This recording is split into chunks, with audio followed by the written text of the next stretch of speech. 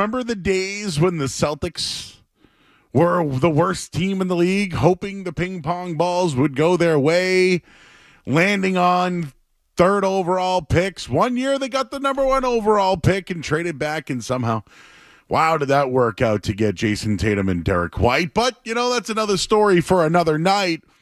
The Celtics will be drafting tonight, or will they? They have one selection in the first round, pick number 30, and then pick number 54, and we'll certainly give you our thoughts all night long on the rest of the league, and that's where we'll start tonight. But let's line up the phones.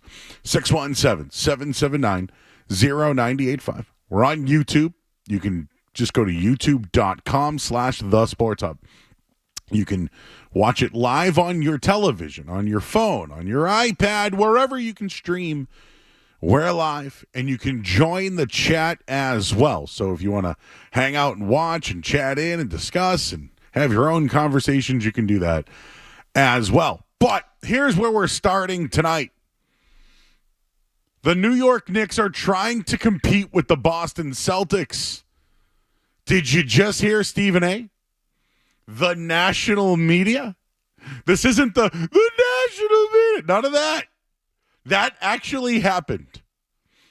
Stephen A. Smith from New York covered the 76ers for years all over our television, has proclaimed that the New York Knicks, after unloading a treasure chest of picks to Brooklyn, they get Mikal Bridges, and now they are competing with the Boston Celtics. You heard it. I didn't say it.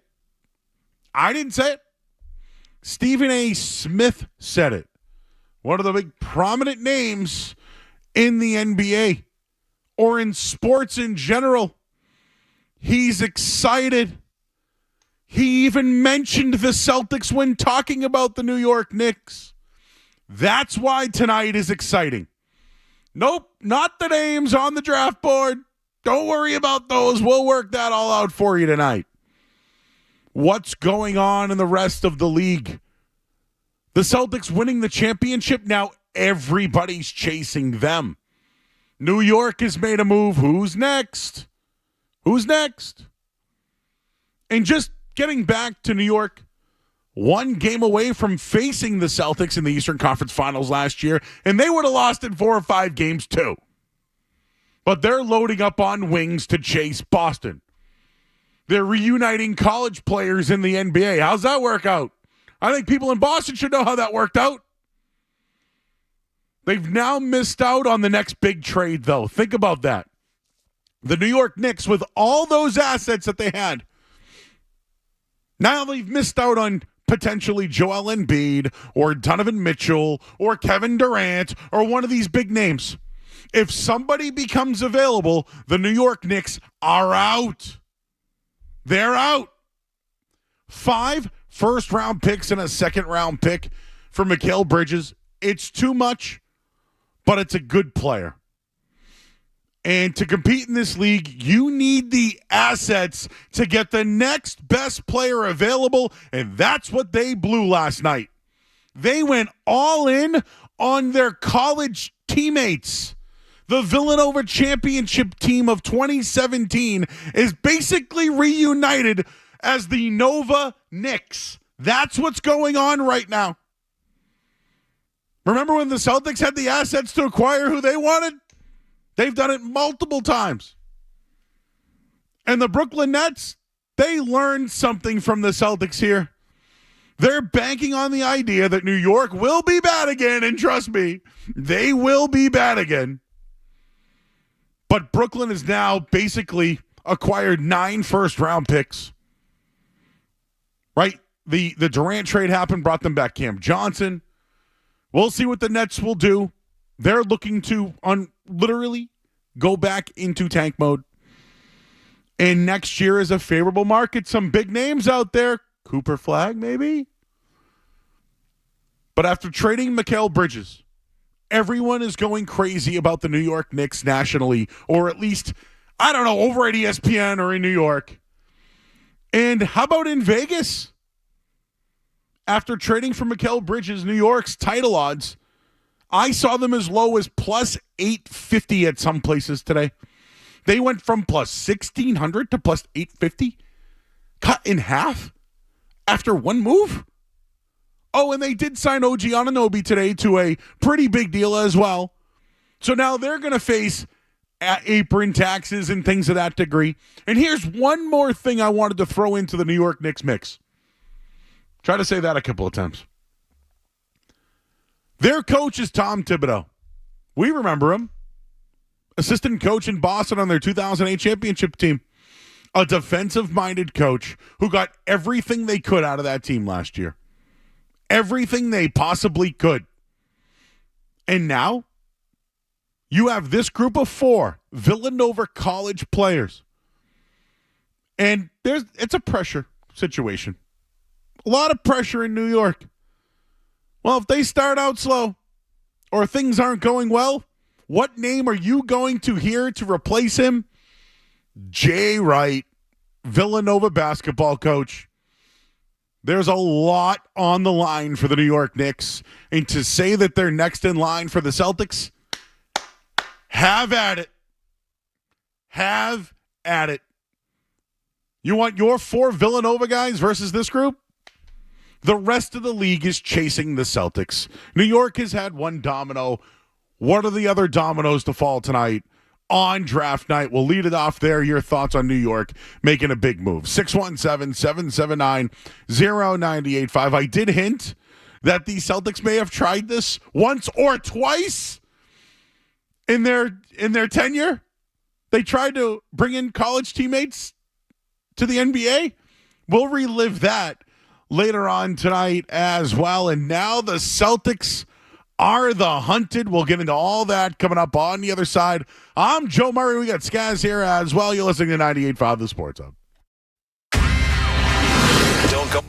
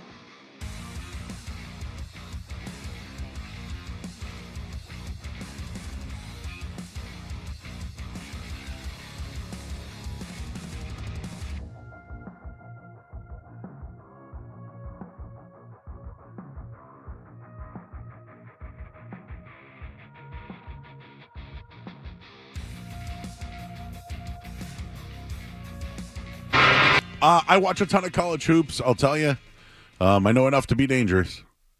But this draft tonight is, as far as the players in the draft, I can tell you the guys at the top.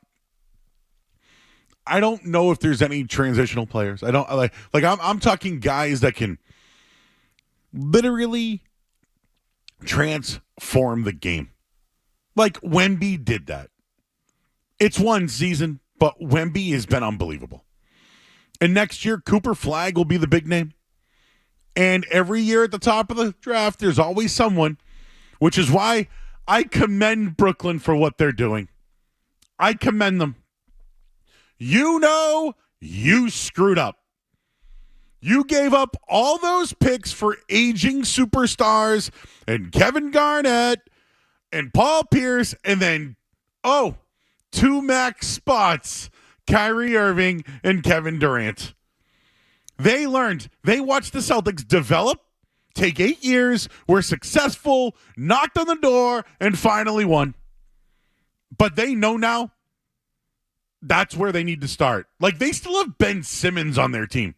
They have other guys there, right? It's bad. It's bad in Brooklyn, but you know what? This is all you can do to survive in the league. And Skaz, we kind of broke down the game last night. The trade that happened. I'm fine with what New York did. I really am.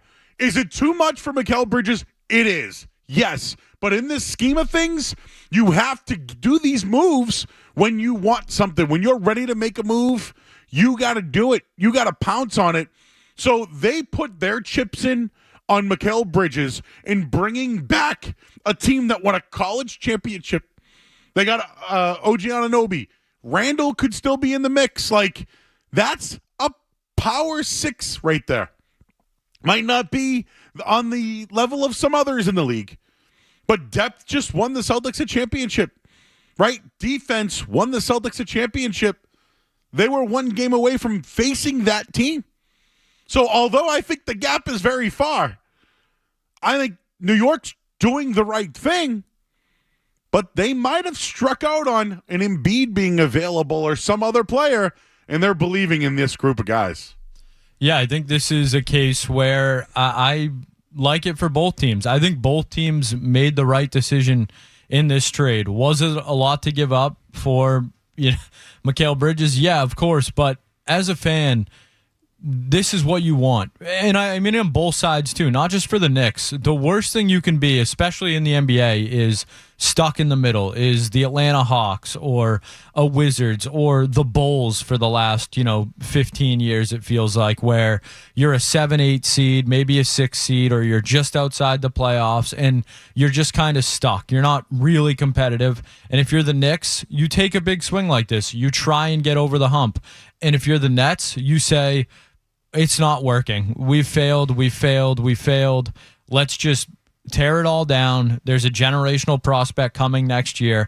Let's try and restart things again. So I think this is kind of a rare case where both teams going in a completely opposite direction, but I think this trade makes sense for both sides. And if you're a Nets fan, doing this is better than holding on to Bridges and having him and Cam Thomas go out there and take 30 shots a night and you maybe sneak into the playoffs. Like, I would much rather my team go all in like the Knicks did, or if they're in the position of the Nets, blow it up. So I think both teams, as many picks and stuff were involved, I think it was a good move. What'd you think of Stephen A. there?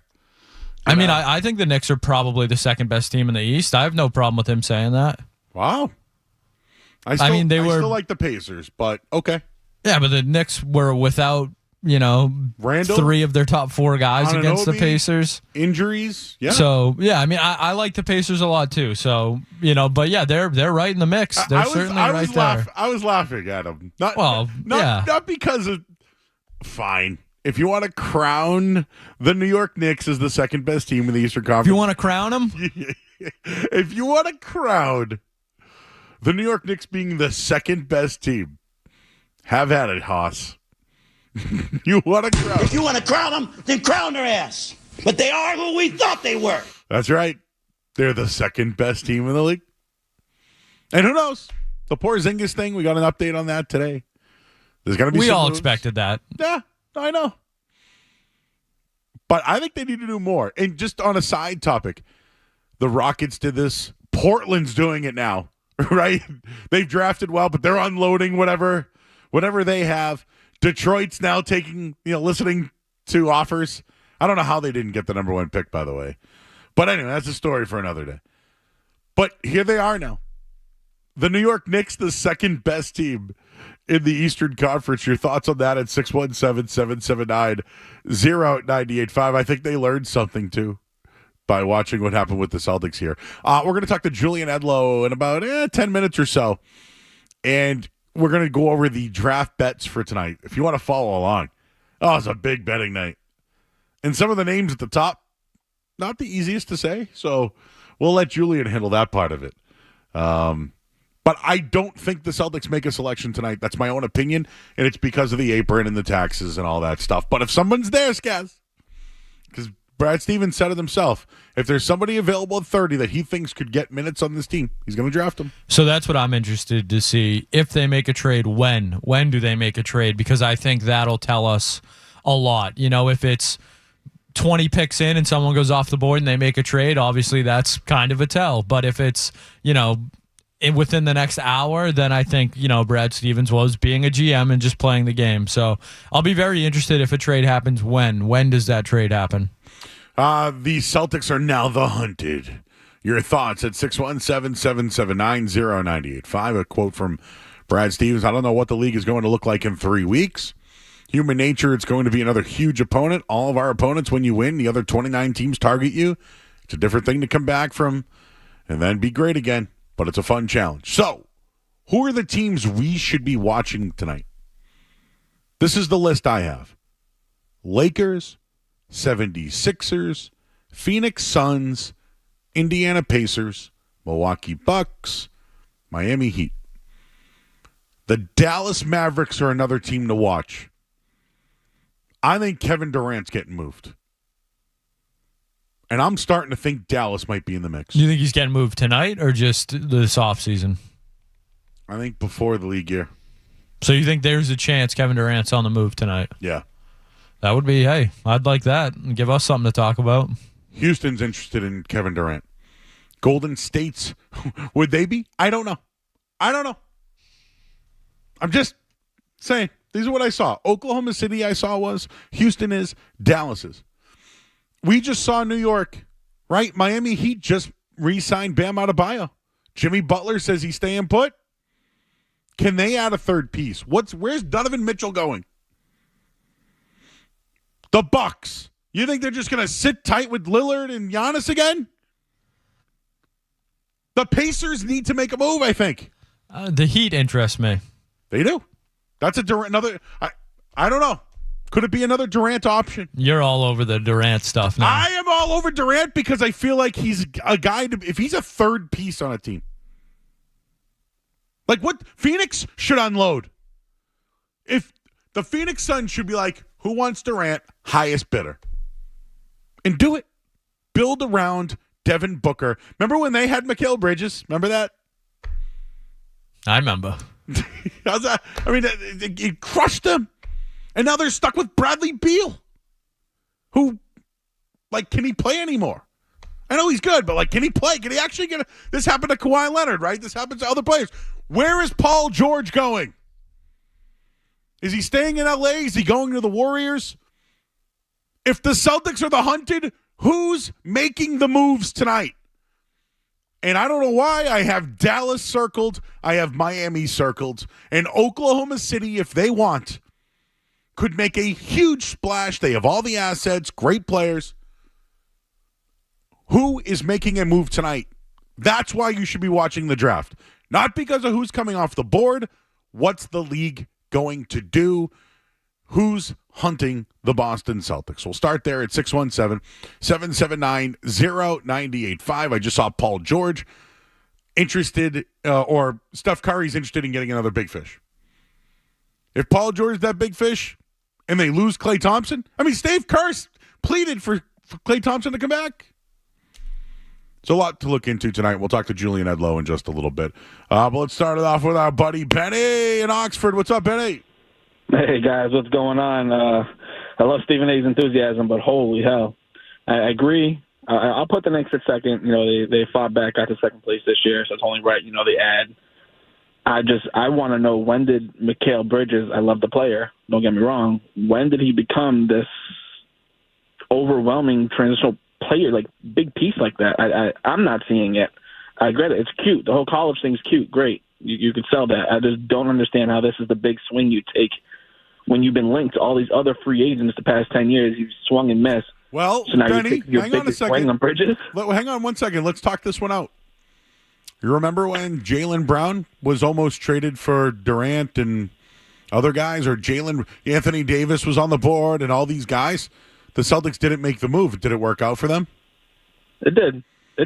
So I agree with you. Like, my take is they gave up all their assets for Mikal Bridges.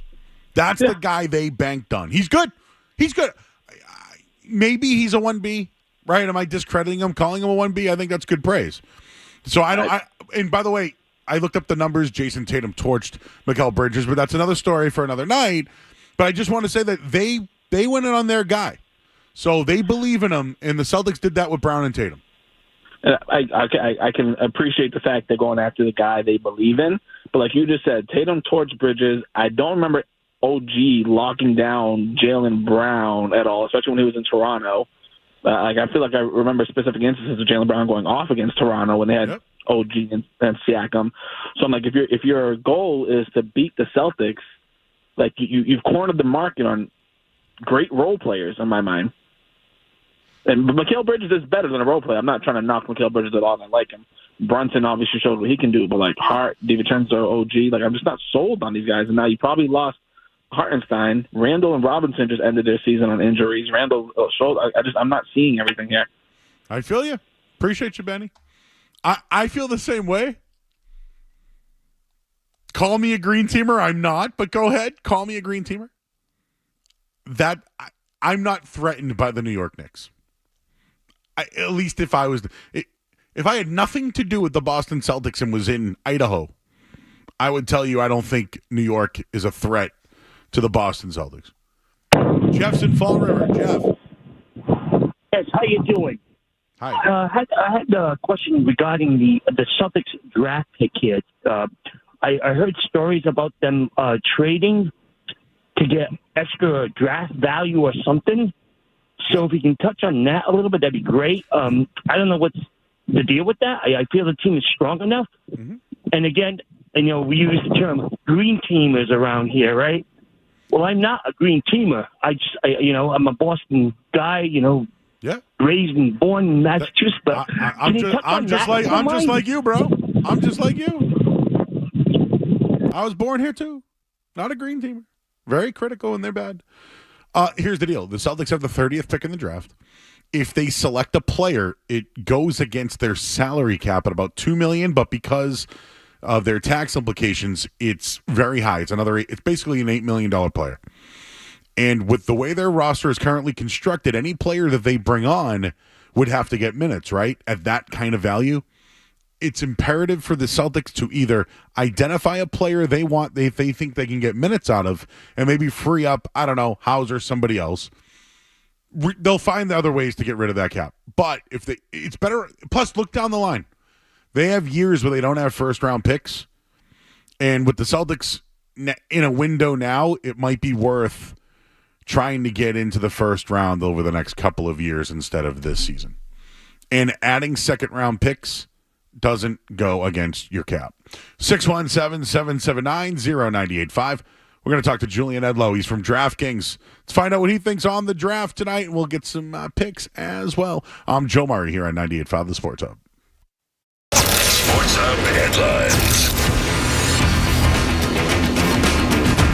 All right, NBA draft is tonight. The Atlanta Hawks have the number 1 overall pick. Celtics, they'll pick number 30 and 54 in the draft. New York, they've locked up OG Anunoby.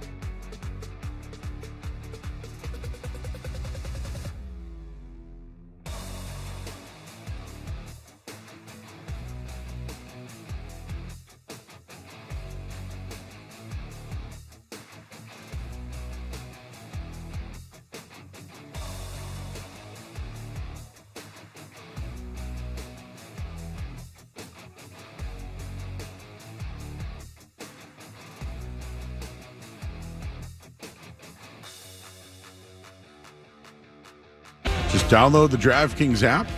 Okay, yep. All right, I'm in there now. I'm going to do it. You got to just hit NB now to go number 1 overall to Atlanta, or is it Atlanta? Yeah, so I have the draft on right now, or at least the pre-show they're running on ESPN. The name that has moved to the odds-on favorite the last couple of days is Zachary Rissache. I think I got that one right. That's the pronunciation. Woj just said it, so if he said it that way, I'm pretty confident. Rissache. He just something like that. So Woj just said on ESPN that essentially that's who Atlanta is leaning towards, and that Reed Shepherd from Kentucky is the only other name in consideration. I have heard that Stephon Castle from UConn also in the mix, and that it would be between those 3 players. But if Castle's out of the mix, and Castle's a guy that I have sprinkled on at 50-1, he's down to 16-1. Aretha Shea just moved essentially from Woj going on TV and speaking for 30 seconds. Just went from like minus 450 to minus 1,000 on DK Sportsbook. So it seems like we have some clarity on the first pick. But Reed Shepherd was mentioned in that report. So again, I'm not recommending this be a big bet or anything. But if you want to get a little bit crazy and think Atlanta might throw a curveball at the top of the draft, Woj says Shepherd's at least in consideration, and he's sitting there on DK at 25-1. And with the number 2 pick, he's sitting there at plus 2,000. The favorite is Alexander Sarr. Is that correct? Yeah, Alex Sarr is another French-born player, just like Reece Shea. He's moved up from minus 700 to minus 1,200 to go number 2 today. I would say that it sounds like Atlanta is almost certainly passing on Sarr at the top. So Sarr number 2 to Washington seems like the most sure thing of any pick in this draft that we have so far. So that is not, number 1, if you still want to take a crack at a long shot, you can justify it. Number 2, I would say is not a pick worth betting on anymore. And again, these markets have been open for, a month, and now the draft starts in 20 minutes. So a lot of this is going to be unbettable, but there's still some stuff that is on the board that I think is worth a crack. So let's start with that. Let's start with 3, and then what you think's worth a crack. Is Reed Shepherd at if he drops to 3, is minus 240 good odds for someone who's the best player available? Yeah, the favorite. It's a little bit of juice here, but compared to these other giant odds at 1 and 2, is it worth that at all, or should you go plus money and take a crack somewhere else? Yeah, Shepherd to go 3 is kind of the chalk at the moment. And like you said, we have a minus 1,000 at 1, minus 1,200 at 2, and then a minus 240 at 3. So that seems like good value. I think the curveball here is that Houston has been mentioned in some trades. So that's why that number's lower. And I guess we don't know for sure. We don't have the same level of clarity there. So I would probably – I've left number 3 alone. I haven't personally put any of my own money on it. But, 19 minutes from the start of the draft now, if you ask me who's going 3, I would tell you it's Reed Shepherd. Okay, and we're talking with Julian Edlow. He's from DraftKings. I have my DraftKings app open. There's plenty of bets here. Anybody pick 6 through 10 that we should take a stab at tonight? Ronald Holland would be somebody I'd take a look at plus 1,800. And again, these are picks 6 through 10. So that's one guy I would look at. I don't know if there's anybody like Isaiah Collier or any of these guys. Any value there you see through 6 through 10?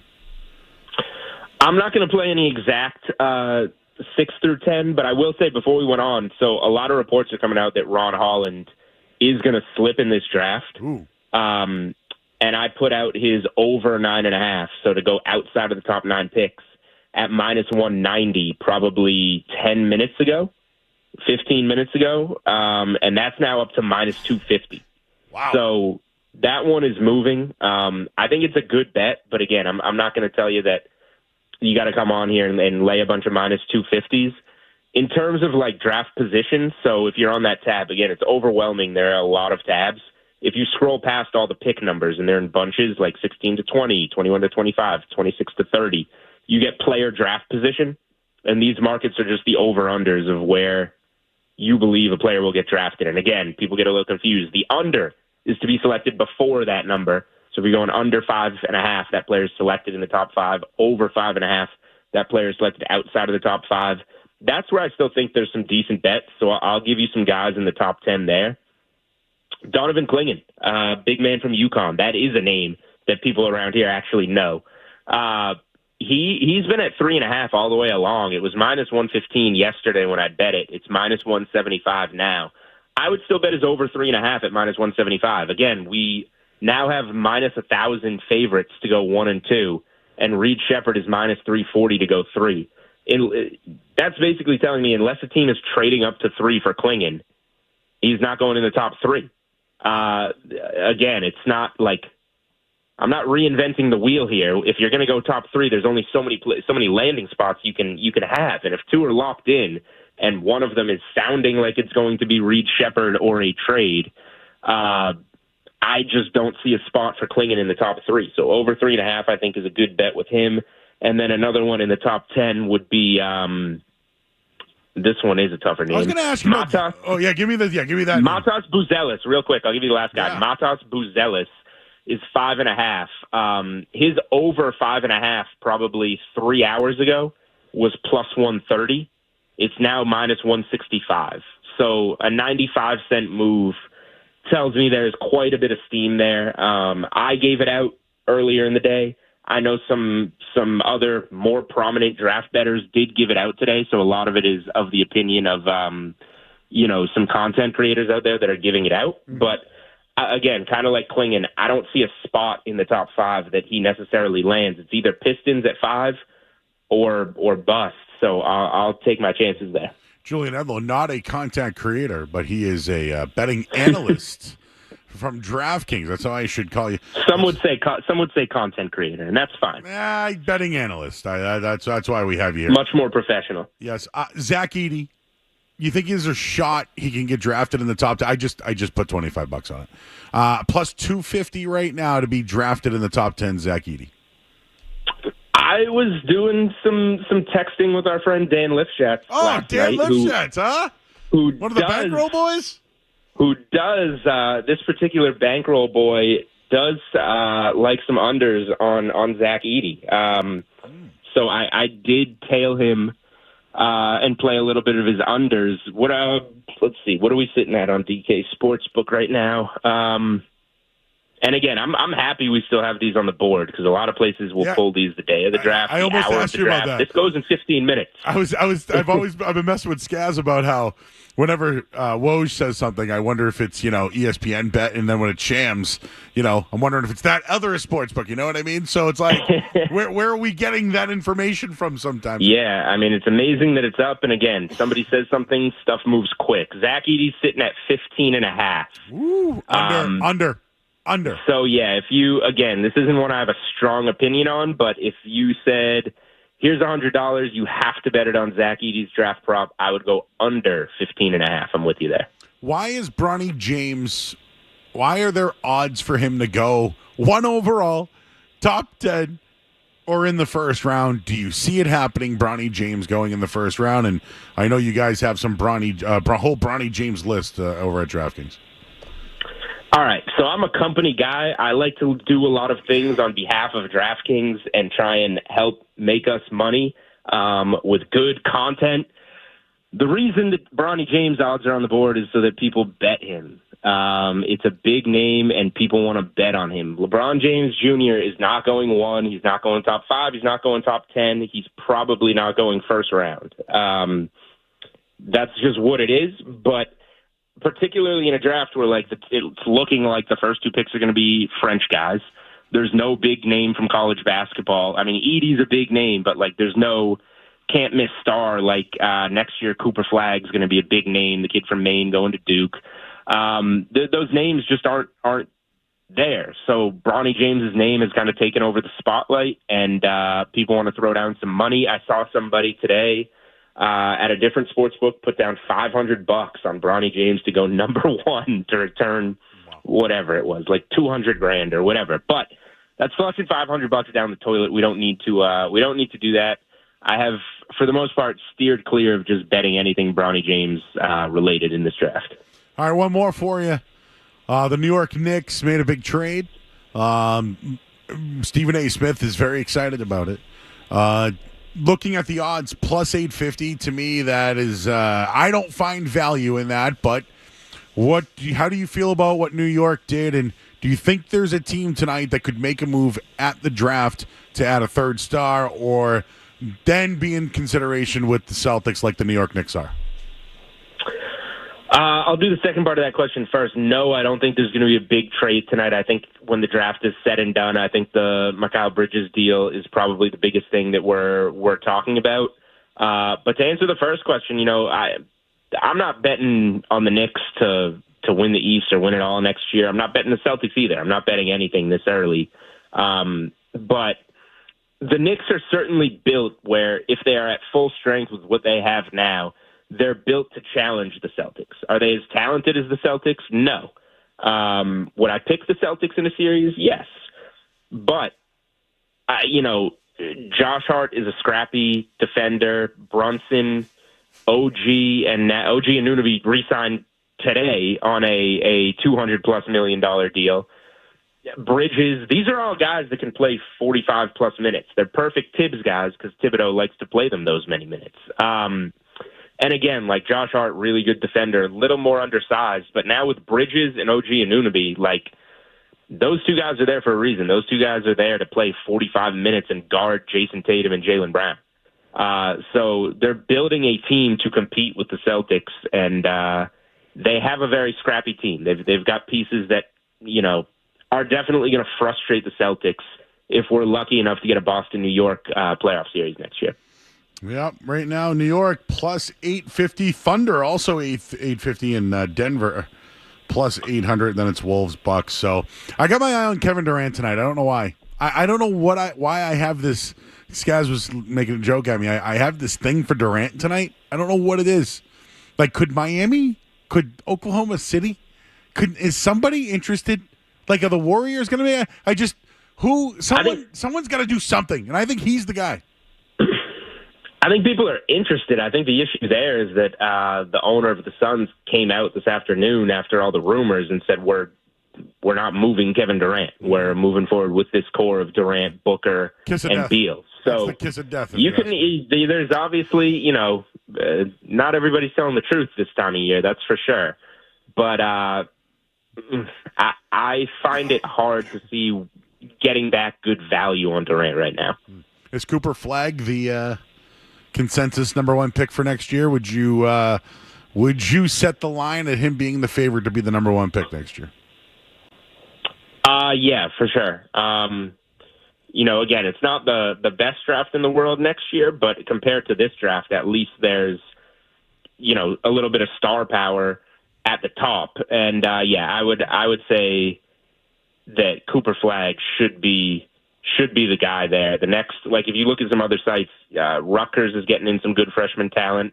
That's right. Rutgers is getting Ace Bailey and Dylan Harper, considered two of the best prospects. Oh, yeah, Ace Bailey, in on him. Yep. So, those are two good players. And the kid from France, right Nolan, was a Troyer as well. He's another guy. But, yeah, it's going to be Cooper Flagg that opens the favorite, and then we'll kind of see what happens from there. All right, Julian, you got a big night, my man. Appreciate you joining us before the draft, going over all the bets, and download the DraftKings Sportsbook app now. Hey, there's a promo code SportsHub. You guys can get a bunch of stuff there as well. All right, Julian. There you go. Enjoy the night, my man. Appreciate your time. All right. Thanks, Joe. Good luck to those of you that are participating in the wagering tonight. In the sweat this weekend, right? Sweat this weekend, Saturday and Sunday, 8 to 10 a.m. It's on VSiN and DraftKings Network. It is the final weekend of the sweat before we retire the show and go to some new things. All righty. Final weekend of the sweat. He's Julian Edlow joining us here from DraftKings. Appreciate it, Julian. We'll catch up soon, bud. Anytime. Thanks, Joe. Thank you, sir. Julian Edlow, everybody. We'll take a quick break. I got to get my bets in, and we'll have more coming up next, including whatever else is going on in the sports world. There's a lot going on. There is a lot going on. What does Brad Stevens got going on? We'll do that coming up next.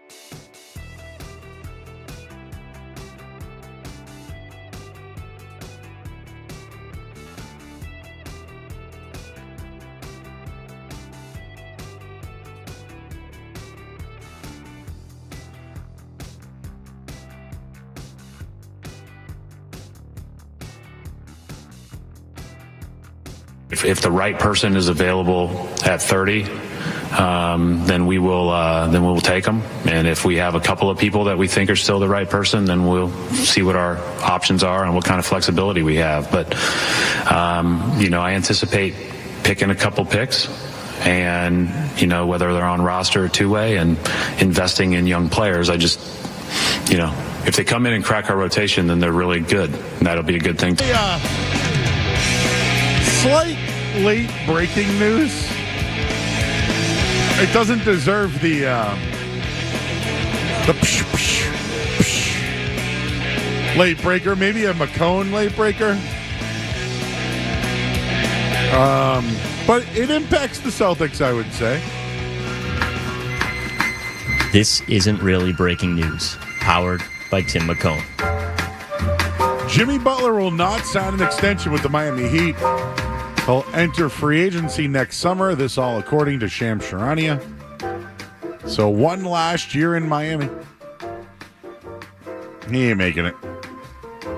I don't blame him. I mean, Jimmy's taken the Heat to 2 finals, and what's Pat Riley done for him? Brunson's been in New York for 5 minutes, and they traded for every friend he's ever had in his life. I mean... Yeah, true. His roommates, too. His roommates, everything. Oh. And Jimmy Butler's sitting down there while Pat Riley sits on his hands. I don't blame the guy. Yeah, all these guys are just going out throughout the league while Jimmy, who... likes to bring up rings and stuff like that. He's gone to, so I have it right, guys. Jimmy Butler has gone to 2 finals. Correct. And has won how many? I think it's 0. And the Celtics have gone to 2. And they've won 1. Okay. And they're re-signing their players. So the Celtics have made additions and re-signed their guys. While Miami did re-sign Bam Adebayo. What else are they doing? What, Jaime Jaquez? Tyler Herro? Hey, maybe they trade for your guy Durant tonight. I don't know. That's where I'm going with it. It's probably not the best move for their future. I'm going to be honest with you. But I think it puts them ahead of the Bucks, and I think it puts them ahead of New York. You need a team that has a fighting chance against the Celtics, and I think Jimmy Butler with Kevin Durant and Bam Adebayo gives them that chance.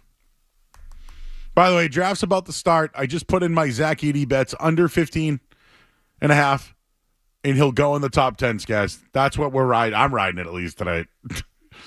I loved Zach Edey. I think he was. If this was 1997, he'd be the number 1 pick in the draft. He would be. The big man no longer exists in today's NBA. He can rebound, he can shoot, he can shoot free throws. He's a great passer. He's a tough kid. He's been one of the best players going back to his... So he's from Canada. And there's a lot that he had to go through while, playing for Virginia. Couldn't get any NIL money. Yeah, got $0. $0. And now he's going to fall in the draft. I'm rooting for this kid. They got to fix that NIL thing. Oh, speaking of fixing one other thing, I know we're up against it, but this second round pick thing, we'll get into that on the other side. But the Celtics are probably going to bail out of that top 30 unless they draft someone at 30 they like who doesn't play and go overseas or whatever. They still have Yam Madar and some other guy, I forget his name. But they could do that. But the second round picks, the league has been manipulating players. And Brad Stevens, as you just heard there, says he'll make a pick tonight. If someone's available, the draft's about to start. We'll kick it on right now. We'll get your headline, and then we are on to the NBA draft here on 98.5 The Sports Hub.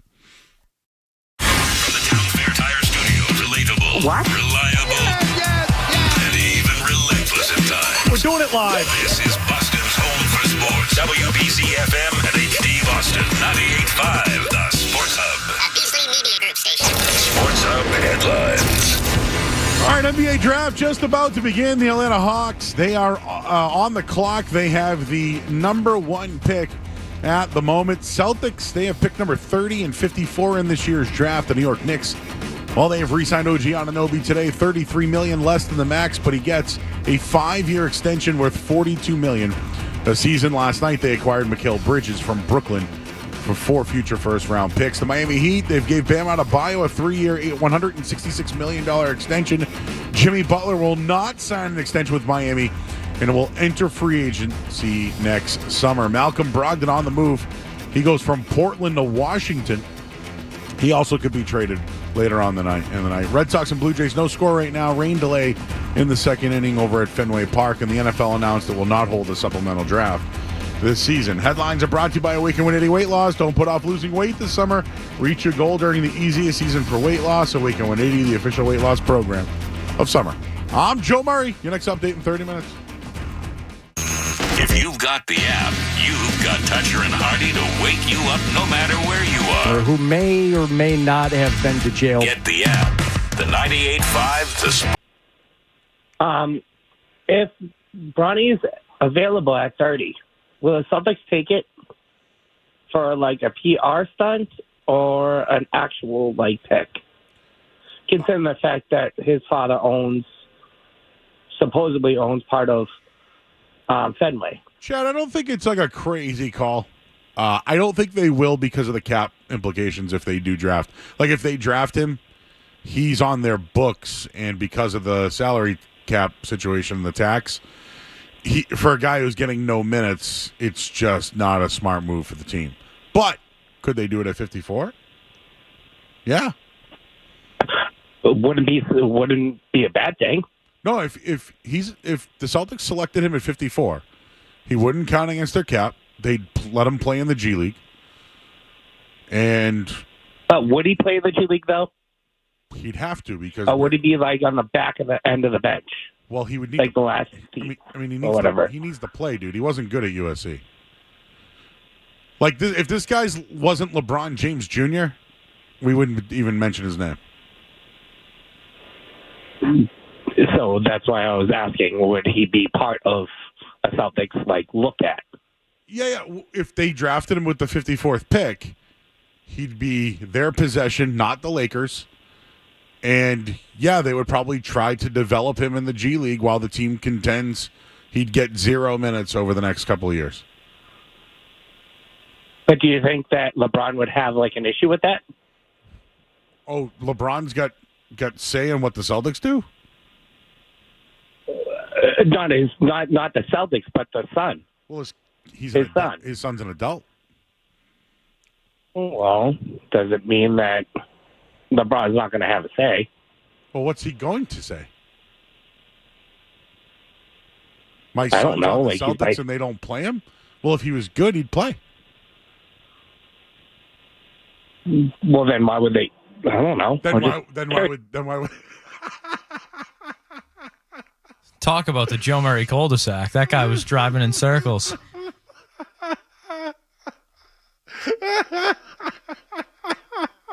Skaz was so pissed. You dropped him. Yes, absolutely. But I should have done it earlier. You get Joe. it though. He was going in circles. He was stalling out, Joe. And then he finally was like, "Well, so if he's not good enough, he's not going to play." He would play in the G League. He's already said he would play in the G League. He has to play in the G League. Yes. There's nothing wrong with going to the G League. And I push back a little bit. You say if he wasn't LeBron's son, we wouldn't be talking about him. I disagree with that a little bit. Oh, really? He wouldn't be coming out in this draft if he wasn't LeBron's son. Okay. He was a McDonald's All-American. Yep. He was a very high recruit. He is a good basketball player. Okay. He is not an NBA top 30 pick right now. I'm 100% on that. But LeBron James Jr. is a project. Yes, exactly. And he's coming out of school way too early and probably should have transferred out of USC and gone to a smaller school. Agree? 100% agree. But he is a McDonald's All-American and a good basketball player. Yes. He's not it's not like, he's not Michael Jordan's son, who was not good. Not good. Was not Walter Payton's son in Yes. the NFL or anything like that. Oh, yeah, we should stick to basketball. Sorry about that. But yeah, no, it's funny. Who did this recently? Somebody did lineage. You have more success if you are a player's son at the NFL draft, at the NBA draft, than you are if you're just a regular prospect. I don't disagree with that. I mean, there are a lot of kids who play in the league. Like Gary Payton's kid, right? Glenn Robinson's kid. Austin Rivers played for years. How about Steph Curry? The Waltons, Steph Curry, the Barrys, right? There's probably more that I'm missing right now. By the way, did you see the article? It might have been Chad Finn who had it, but it was. Did you know that Tito Horford and Luke Cornett's dad played together? It was a great picture. Did you see the picture? Yeah. Wonder if Felger saw that one. Some old school Bucks. Yeah. I wonder if he saw that. That's no interest. Did he get a tickle? Was he like, ooh, the Bucks? Ooh, the Celtics. What's going to happen to Brook Lopez? Oh, man. He's a good player. Do you think they need a big with Giannis on their team? Yeah. Especially because they're pushing Giannis like further out. I feel like Edey could play with them. Can he run with them? That's the only thing. Giannis likes to move. Brook Lopez is certainly... He changed his game. I'm not calling him like Al Horford level, but Brook Lopez has turned into a three-point shooter. He never was. These guys were called the trees at Stanford because they were 7 feet tall for a reason. I think there's some value around the league in Brook Lopez. I think Milwaukee probably wants to keep him, but because of this contract, et cetera, the value they could get in return. I think, what did I see last night? Steven Adams was on the Rockets. Like, is that a guy? I don't know. I feel like if you want to run, there's bigs in the league. Kevin Looney, guys like that. If you want to run, they're there. 617-779-0985. We got Mike's in Haverhill. What's up, Mike? Oh, he hung up. Malcolm in the car. Hey, Malcolm. Hey, what's going on, guys? Yo, bro. You guys do a great job of keeping folks entertained. Just knowing the sports calendar, we're getting towards the dry season. I suggest maybe letting callers like that last guy drown themselves out be maybe a segment going forward, because as you asked him questions, he had nothing to say. Malcolm, you'd have to put me in a straitjacket if we let that guy go any further. Skaz saved him like Baywatch, you know? He came out there, he ran out there and saved him. Yeah, but the entertainment value, because he didn't know what to say or where to take it, you're going to have a lot of time to fill. Oh, listen, it's 2 nights of an NBA draft, bro. I mean, we're talking about Bronny now, and he's not even going to get selected tonight, hopefully. 2 nights with hardly any players, but I appreciate you guys. Take it easy. All right, man. Appreciate it. No take, huh? Okay. Joe, important question. I won on a Celtics bet I placed at MGM in Vegas in October. Do I mail certified or regular mail? Question I just got. Why don't you just go back to Vegas? You know, if it's that big of a ticket, enjoy yourself. Make a trip out of it. I would hand deliver that thing. Yes. So, out on your suggestions. Joe, that was the worst call ever.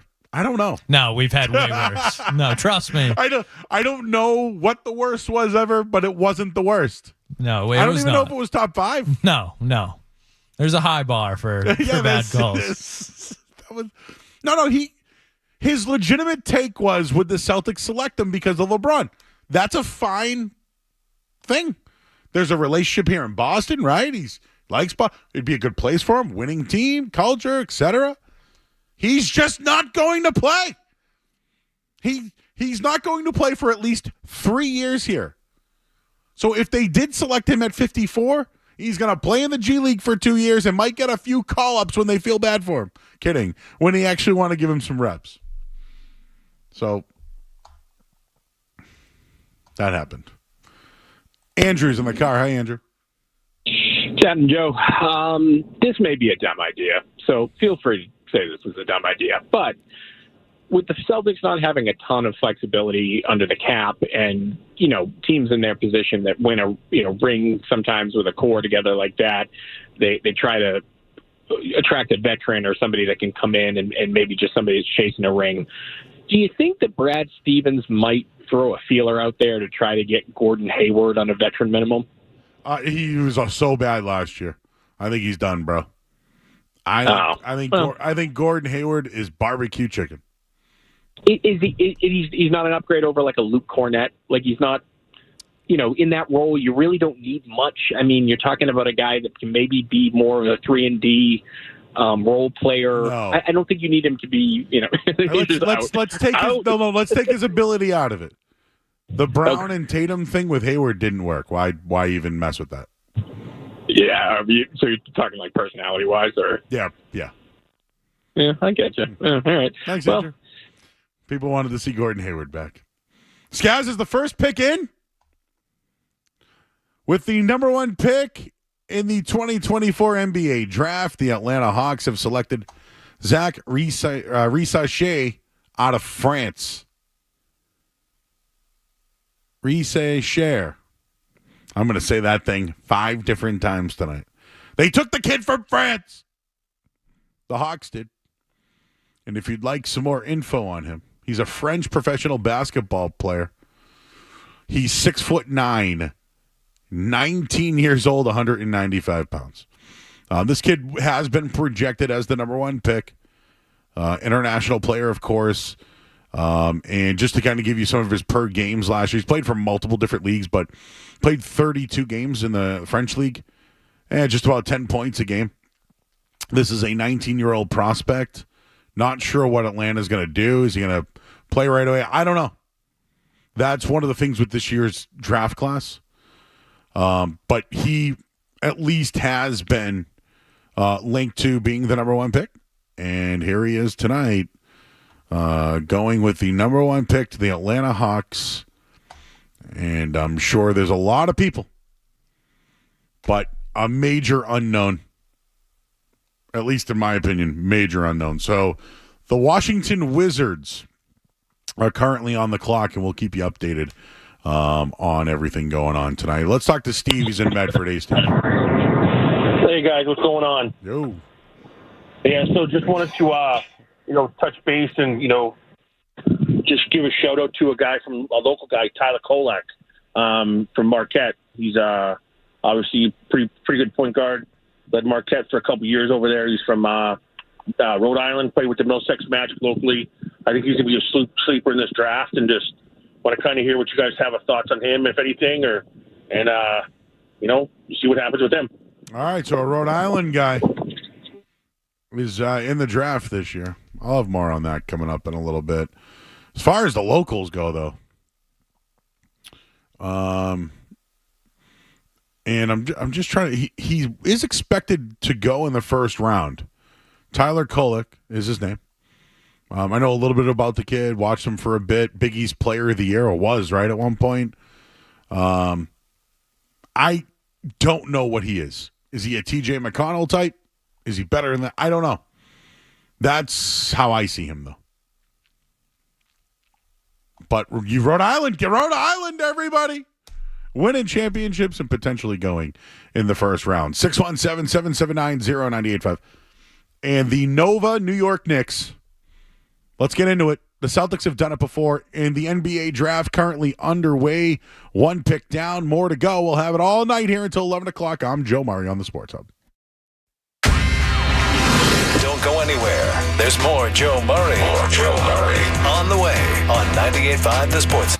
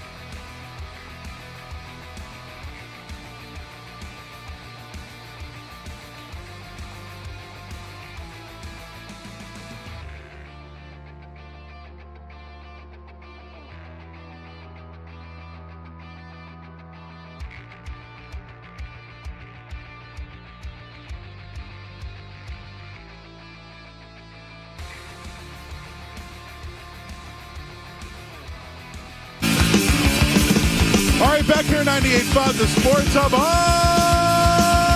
of Joe Murray. It's NBA Draft Night. Can you feel it? 2 picks already off the board as the Washington Wizards selected Alex Sarr out of France. So back-to-back players out of France. I've known of Alex Sarr for years. He became pro at the age of 14. He's played for Real Madrid. He can play off the dribble. He's athletic. He can finish. And this is where Washington's going. I don't know if they trade the pick. They shouldn't. But Alex Sarr, very good perimeter player who can finish at the basket. Young, again, it's been a pro now for years. This is a good pick for Washington, and I say it's a good pick because I know this kid can play. He was projected also to be the number 1 overall pick. He fell. He fell in the draft. So, not a bad pick for Alex Sarr going to Washington is no fun. And then Zachary Sarche goes out of France as well, number 1 overall. So, French, last year, Wemby, right? European players off the board. Who will be the first college or American-born player off the board? We'll open up the phone lines at 617-779-0985. And just quickly, for the first time in league history, the draft will be a 2-night spectacle. Celtics hold 30 and 54. Did you know that Brad Stevens is yet to make a selection in the first round as basketball ops? He's never made it. So he wants to make a couple of picks, but giving the cap situation, not great. But thought that was somewhat interesting. Also, Ryan Russillo, former 1510 guy, had Brad Stevens on his show today. Kristaps Porzingis, after his injury, we don't know exactly when he'll be back, but he'll probably miss at least the very start of the season. So that'll be a great opportunity for us to do things different and have to find different solutions. So first person to say Porzingis should miss the beginning of the season. I think we knew that, but now said by one, Brad Stevens. 617-779-0985. Pat is in Franklin. What's going on, Pat? You're on the Sports Hub. Hey, Joe. What's up, bud? How you doing? Good, man. Hey, listen, my best friend from college is the voice of Villanova basketball. We did it in college. I'm the Beatle of Villanova back from the 90s. That's a great move by the Knicks. It is. And Stephen A's got a point. But I still don't think, even with the Knicks fully healthy, they've got enough firepower. It's close.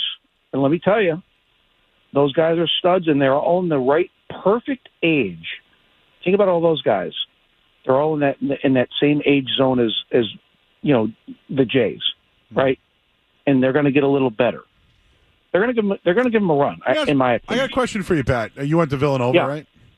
Yep. So, do they have a nickname for like the Villanova group of the 2017 championship team? Not really. I mean, a couple of those guys won 2 championships together. Brunson won 2 of them. Yep. But no, not really. I mean, they're all like good kids, good families. They're all like. It's not like the Fab Five or the Untouchables or anything like that. They got to figure out something there, man, because it's pretty impressive. I mean, holy crap. Yeah. All right, Pat. Appreciate you. There's an article at 985thesportshub.com right now. I posted it today.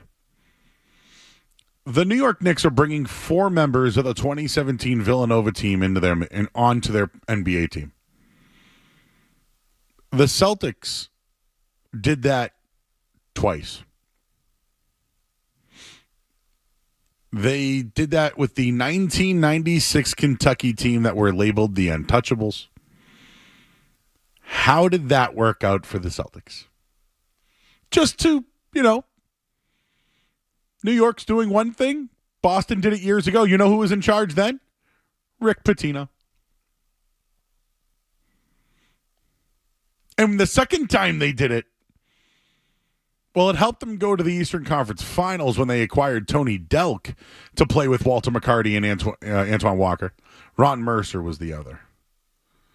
And as we mentioned, that 1996 Kentucky team, a Kentucky Wildcat goes off the board, the first college player drafted to the Houston Rockets, Reed Sheppard, a guard. 52% from three last year in college basketball. Last I checked, that's pretty good, Skaz. 52% from three. Very good. He now goes to the Houston Rockets, and when I tell you the Rockets improved this past season by 13 games with Ime Udoka as the head coach, but they have really good players. They got Fred VanVleet as a free agent.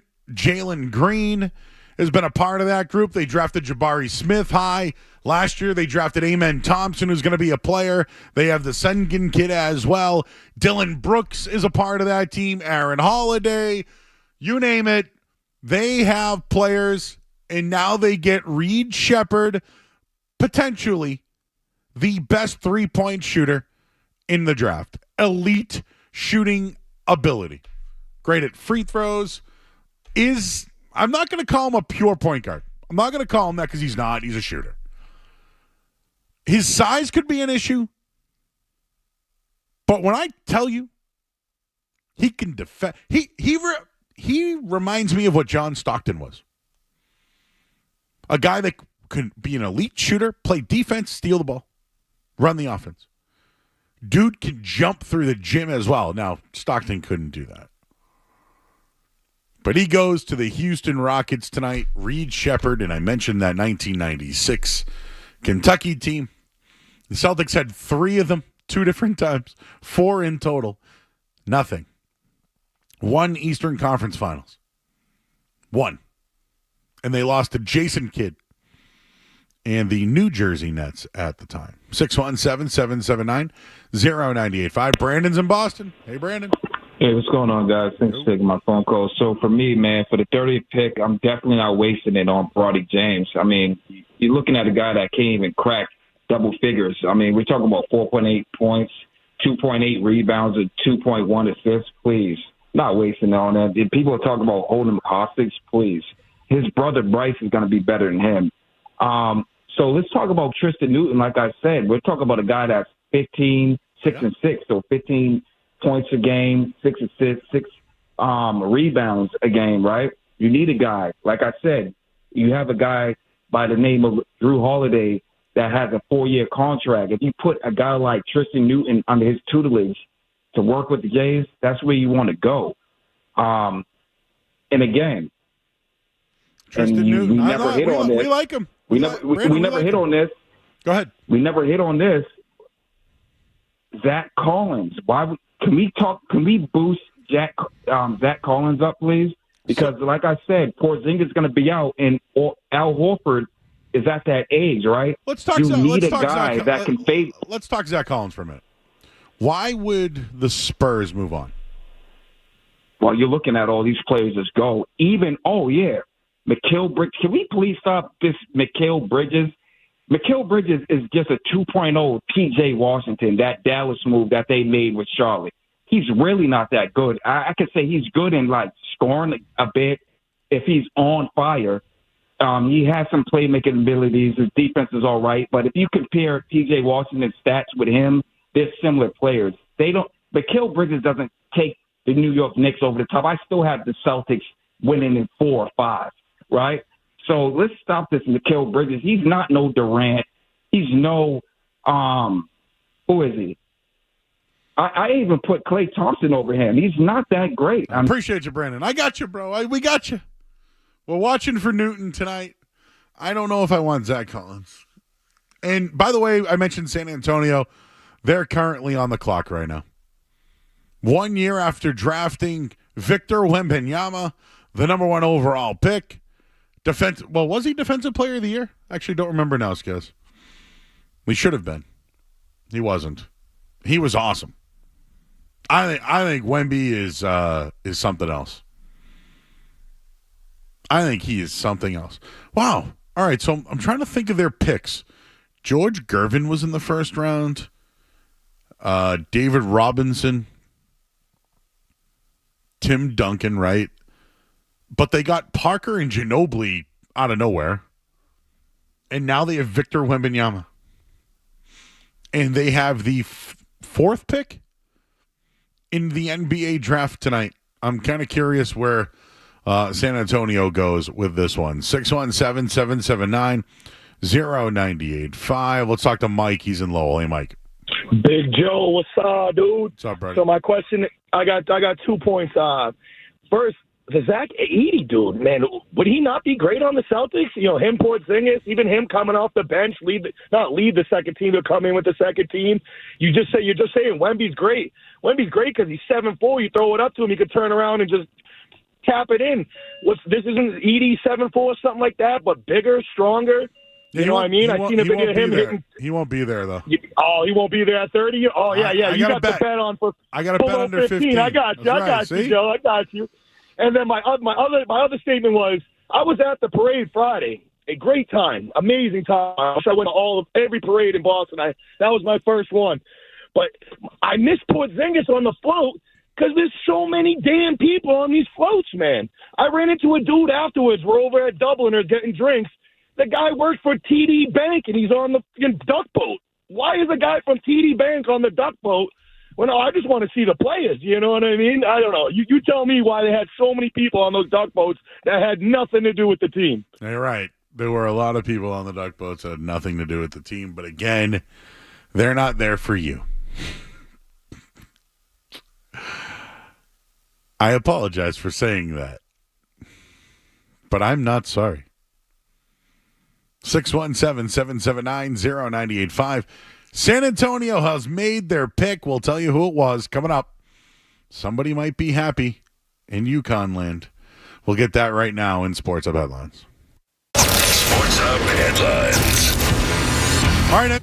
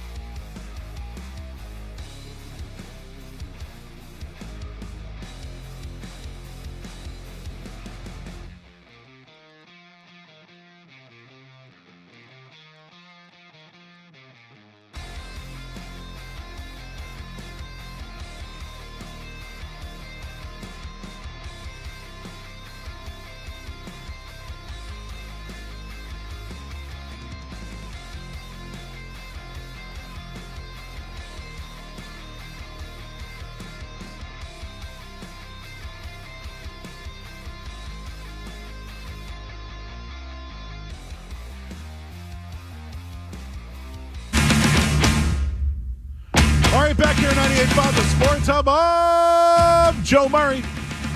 NBA draft continues. And while Stephon Castle out of UConn goes off the board, he's going to play with Victor Wembanyama off the bat. First thing I thought of was defense. This guy can defend. Very good defender. And now with Wemby there, there's defense at guard and at forward. Yeah, Skaz, you looked up that old shooting percentage. I think that was one of his big issues. That he didn't need to shoot at UConn. Be honest. He didn't need to shoot. But he's a hell of a defender. I just think drafting a defender at 4, it's got Chris Dunn vibes for me. But first guy out of UConn selected, Castle. And it was ahead of Ron Holland, who just went off the board to Detroit, which I think is a good pick for them. They're better off taking a G League kid that's been a professional. They can't reach on a guy and hope, right? Cade Cunningham still needs development. Like, they have guys that still need to be developed. Holland's been developing. So although he may not have the ceiling of some other guys, I like the Holland move to Detroit. It's not Reece Archie or Alex Sarr or Reed Shepherd or any of those guys, but the Wemby Castle defense is the first thing that's on my mind, but I like the Holland move.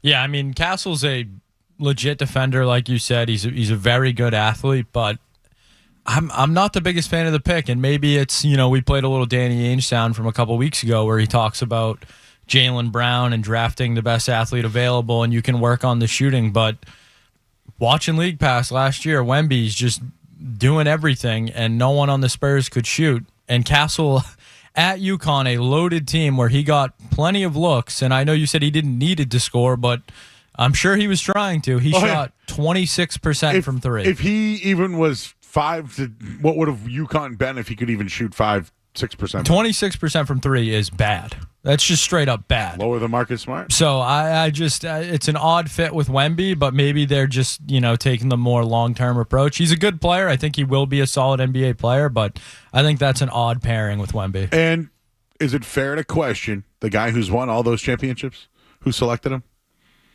Right?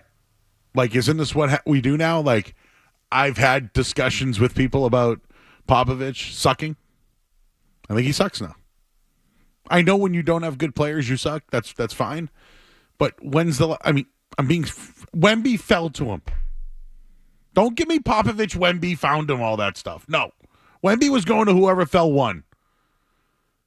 This is a pick that's, a great defender. You're going to get Marcus Smart is what you're going to get. At what, 4? I agree with you. I think there's a reach, but hey, this is in this draft, though. It's you never know. That's the kind of the whole what we've learned about this draft is these are the picks teams are going to make because no one knows. So, Donovan Clingan got passed over, right? He's now fallen. According to Adrian Wojnarowski, teams are trying to trade up for him right now. So we'll certainly keep our eyes on that as the NBA draft continues. We'll do in or out. We'll take a little bit of a break coming up in a bit. And we just need to decompose. I'm literally in draft mode right now, thinking about who's still on the board. Dillingham is, I know, from Kentucky. I'm trying to think of so many international players that I can't really give you a lot on. Oh, Devin Carter, right, from Providence, local kid. Cody Williams from Colorado still on the board. Jacoby Walter of Baylor. So there's still some pretty big college names. The rest are all European players, and I wonder if that's what some of these teams that might be close to the tax threshold might have to do. Charlotte currently on the clock. Let's talk to Keith. He's in Florida. What's up, Keith? Hey, Joe. Thanks for taking my call. I'm from Providence, lifelong college basketball fan of Providence College. How about my guy, Devin Carter, the Big East Player of the Year? I mean, this guy, he got a tremendous wingspan. He's one heck of a point guard and can shoot three-pointers. I don't think he'll be around, but I'll tell you what, he's a hustler, man, and he's pretty good at the free throw line.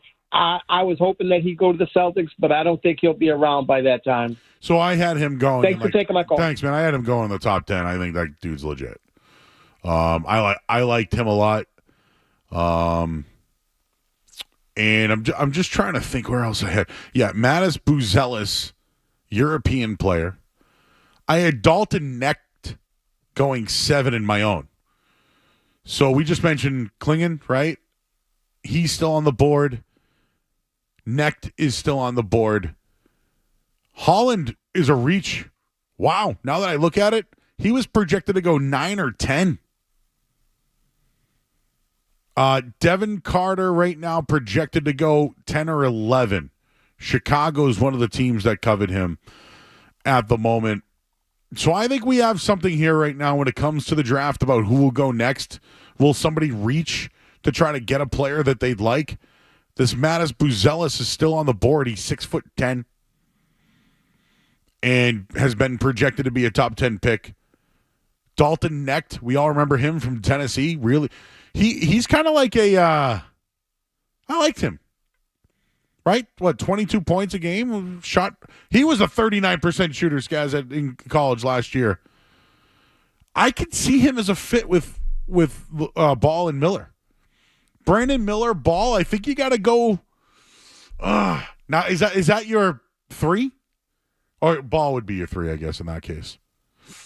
Miller, Knecht, Ball. Could that be their wing of the future, or do they go big? Curious what happens here. Donovan Klingon, though, still there. Wonder why he's, considering Charlotte's situation, don't you think they'd have to look at a big? Yeah, I'd expect him to go in the top 10. Joe, I do have to ask, though, can you please clarify something you said a moment ago? Coming up in a bit, and we just need to decompose. I'm literally in draft mode right now.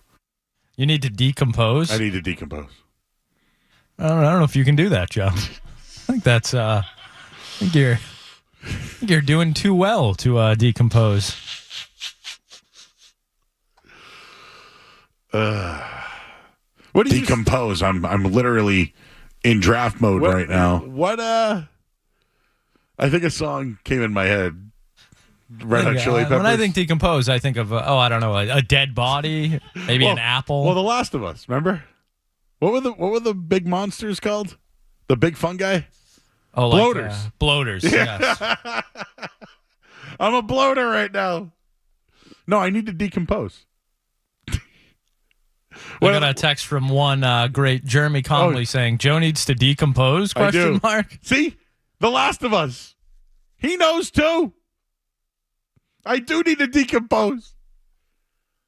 This is the most draft stuff I have done since the NFL draft. And Barth, I was with Barth. Maybe you need to decompress, Joe. Decompose.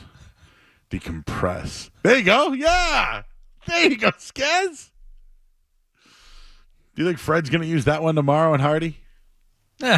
Probably. I'm all for it. I like it. Decompose Joe. And it would just be like, weekend at Murray's. Some Freaky Friday music under it.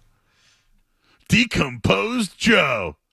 Yeah, I do need to decompose. Decompress.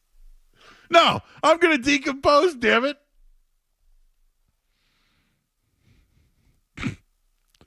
Cameron in Sturbridge. Hey, Cameron. Hey, guys, what's going on? I'm decomposing. All right, well, I just want to talk about the draft a little bit. The Celtics pick's coming up here at 30. I know everyone talks about how what I've heard recently is we need a big, we need this, we need that. I really like Kevin McCullough out of Kansas. I think he's a really good defensive guard, can space the floor, give us what we need. I know we've got some guys in that area, but it doesn't really hurt to take the depth. I also really like Harrison Ingram. Thank you guys for your time. Love the show. Thank you. You talked so fast, I didn't hear anything you said. Just being honest and transparent. If anybody wants to put in chat what he said. Joe, you want to be on the morning show. It's good stuff. Yeah. Listen, I told you last night. I turned on the radio and I heard myself talking to JP on Fred and Hardy show. And then I got in the car yesterday, and the first words I heard out of Michael Felger's mouth was, Joe and Skaz, cover your ears. And I went, what? And then today, Skaz goes, hey, they were talking about you again today. And I didn't ask how you heard because I got multiple texts about it. So I was like, all right, well, what are we going to do tonight, Skaz, to have them talk about us? I am decomposing.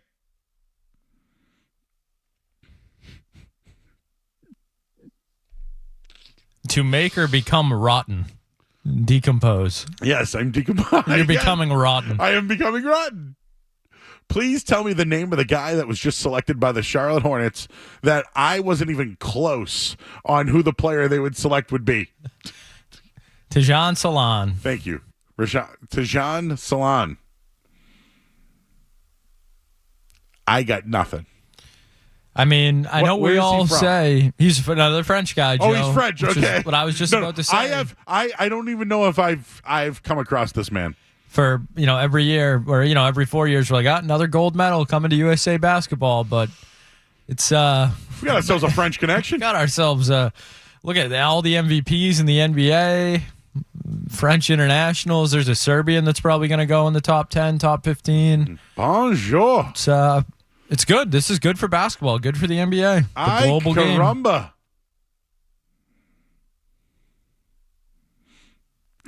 That guy's a shooting guard?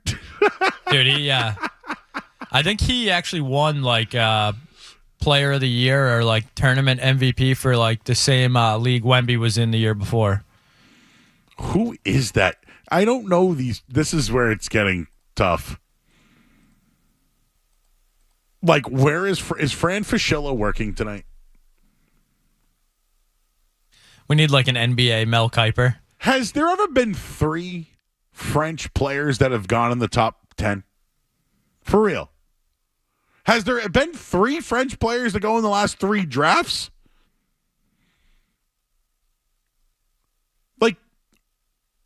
France. These European players are... What is it? What is it about European players being ready or I guess they're so advanced more than college players right now? I'm not saying it's a bad thing for the NBA. And it's not even bad for college because you can get these kids to get NIL money, be the best in college, and then go get drafted and go get more money. Is Rudy Gobert from there? Just trying to think. The French players right now and European players are dominating the draft, and we're how many in? 6 picks in. 3 out of 6 from France. And 1 from UConn. How about that? We'll take a quick break. I need to decompose and decompress, and we'll do that next in or out. What's it gonna be, McFly? Are you in?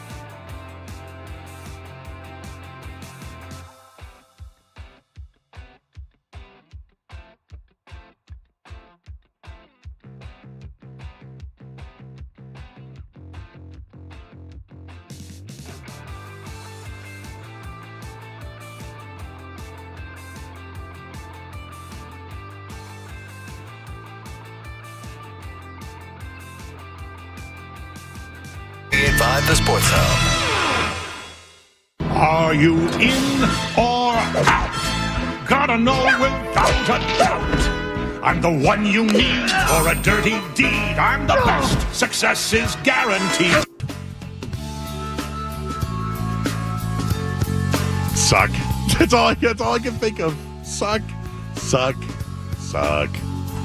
Man, we've been here before, by the way. With the Celtics have been here before. It's. Anyways, we'll take a little bit of a draft break. San Antonio back on the clock. Pick number 8, and then Memphis and Utah. So we'll have all the picks, and we're going to be joined by Brian Robb coming up in a little bit from Mass Live. So let's not let the draft get into the show, in the way of the show. Let's decompose for a little bit and a little in or out.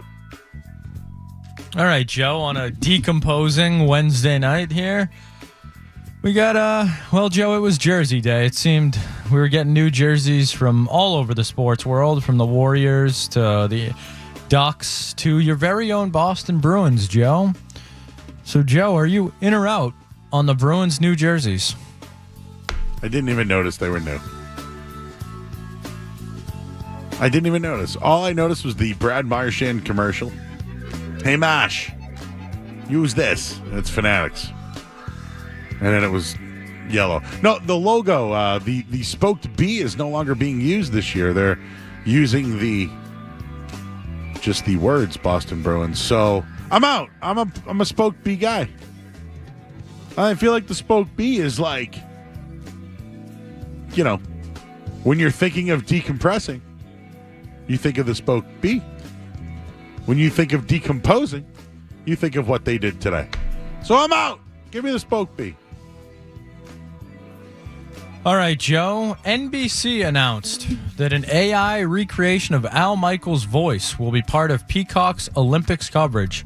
The feature will be implemented for your daily Olympics recap on Peacock, which will provide fans with a customized playlist featuring highlights of the events most relevant to them from the previous day. Each compilation will feature clips from NBC's Olympic coverage and be narrated by a high-quality AI recreation of Al Michaels' voice. Joe, are you in or out on NBC using AI Al Michaels for the Olympics?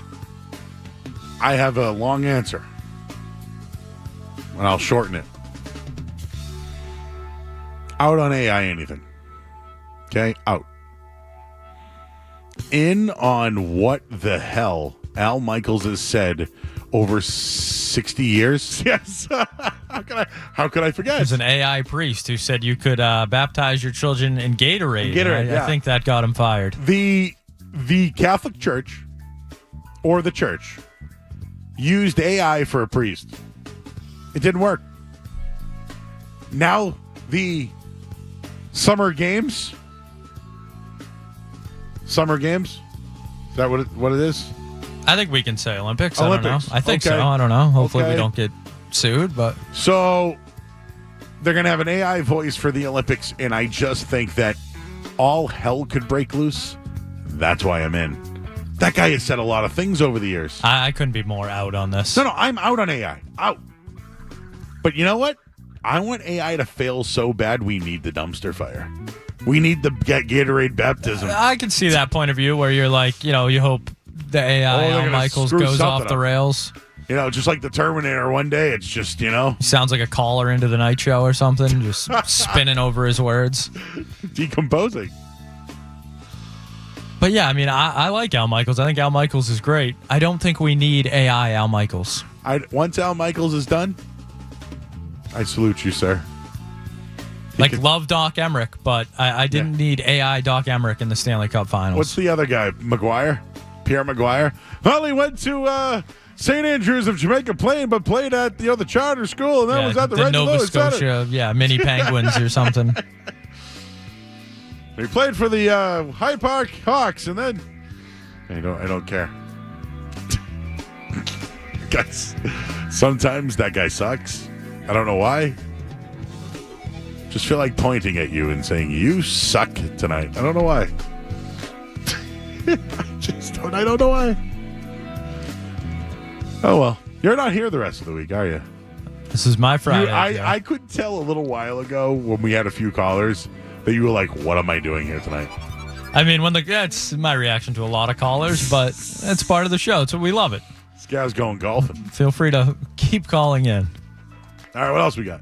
All right, Joe, I'm going to go to 2 Joe Murray submissions that were put in Slack earlier today because I need clarification on both of them. The first being a story you put in Slack that Vince Russo wanted to pay O.J. Simpson $1 million to take a lie detector test during a wrestling event. So, True story. Joe, are you in or out? So Vince McMahon seriously considered involving O.J. Simpson. Vince Russo is what it said. Oh, well, whatever. No, well, Vince Russo was the head writer. So it was his idea. He brought the idea to Vince McMahon. Yes. So Vince McMahon considered it. They wanted to do a Truth with Consequences segment and have a lie detector test. Bruce Pritchard actually brought it to Vince McMahon. Simpson would have been a hell of a payday, and it would have pissed a lot of people off, which is right up WWE's right up their alley, right? I'm out on this one, though. Ooh, do we have news? I'm out on this one, though. OJ. And as we're doing in or out tonight, of course, we have the NBA draft is going on, and let's see what we have currently going on. As there's players coming off the board, and the Timberwolves have traded a 2031 unprotected first-round pick to the Spurs for Robb Dillingham. And Memphis has selected bing, bang, boom, ring the bell, top 10 plus 250, under 15.5. Zach Edey to Memphis, ring the bell 2 times. If you followed, you cash. For all those callers that wanted Zach Edey at 30, I don't think that's happening.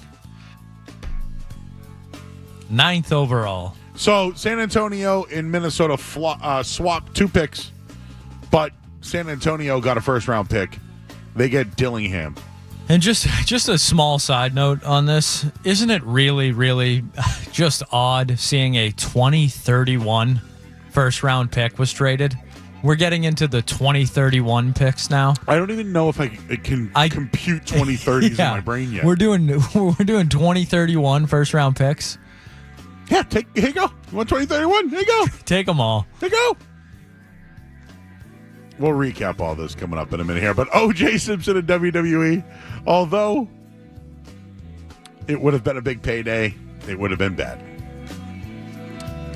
Zach Edey in Memphis, huh? You said last night, Skaz, you liked them. So, we'll do a couple more and wrap it up. All right, Joe, we will head to the Netherlands for this one. Kind of a bizarre story here, but the Netherlands had 4 golfers qualify for the Olympics, and they are only sending 1. The Netherlands has told them that they do not think they're worthy of going to the Olympics. The golfers said they would pay for themselves. They have qualified, and the Netherlands said, no thanks. Joe, are you in or out? Out! Come on! You never know. They sent the Jamaican bobsled team before.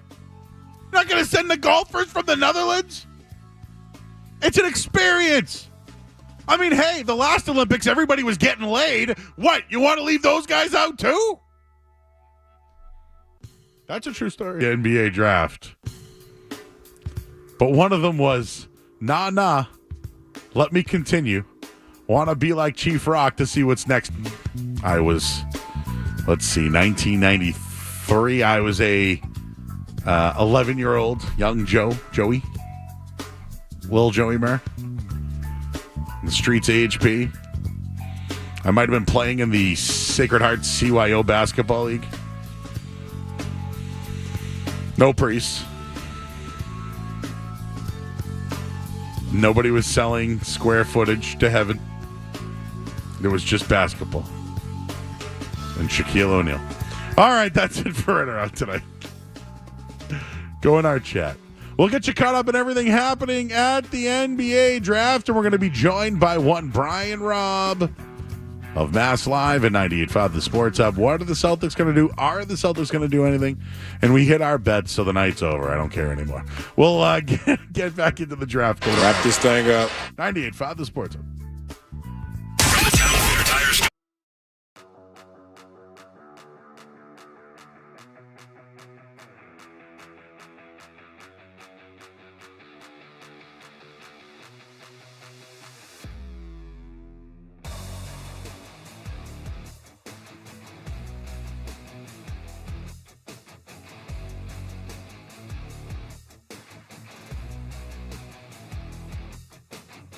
Atlanta, Alex Sarr goes 2 to Washington. Reed Shepard out of Kentucky goes to Houston at 3. Stephon Castle out of UConn goes 4th. Ron Holland from the G League, 5th to Detroit. Tajan Salon out of France goes 6th to Charlotte. And then Donovan Clingan goes to Portland at 7. Here's where things got a little interesting. Rob Dillingham going to the Spurs.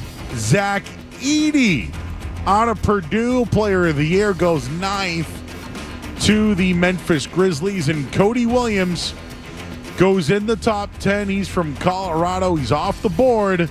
Chicago now stands at 11, and I believe Providence's Devin Carter has been linked to him. So we'll see if another New England connection goes off the board. And well, the Red Sox are still in a rain delay over at Fenway Park.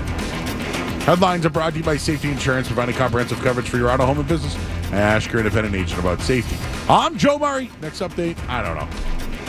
Start your day. Ooh, that's a good one. Work through your day. What's that thing we do at the end of the show? And end your day. I'm not giving you an opinion. I don't know. Right here. 98.5. Check? What happened? I don't know. I saw Skaz drop his phone and put his headset on, and now I need to know. Shaq Fu. You remember Shaq Fu? No, Kazam was a movie, but it was a terrible movie. Was it Shaq? Yes. Okay, yeah. So Kazam, Shaq. Thank you. I used to play Shaq Fu. And then again, I listened to Shaq's. Shaq was everywhere. There was Orlando Magic gear everywhere. He broke backboards. He was in Blue Chips, Neon Bordeaux out of New Orleans. Now he's got the Shaq-a-roni, the pizza. I haven't had a Shaq-a-roni. I feel like that's something we should have. Let's get ourselves a Shaq-a-roni. And he's got the General now. Him and Snoop are probably, right now, the biggest sellouts. And I mean that as making money. Because I'm jealous. I'd sell out. I mean, Dr. Dre and Snoop have gin and juice as a drink in a can. Oh, yeah, Shaq was a genie. That's right. He was a genie.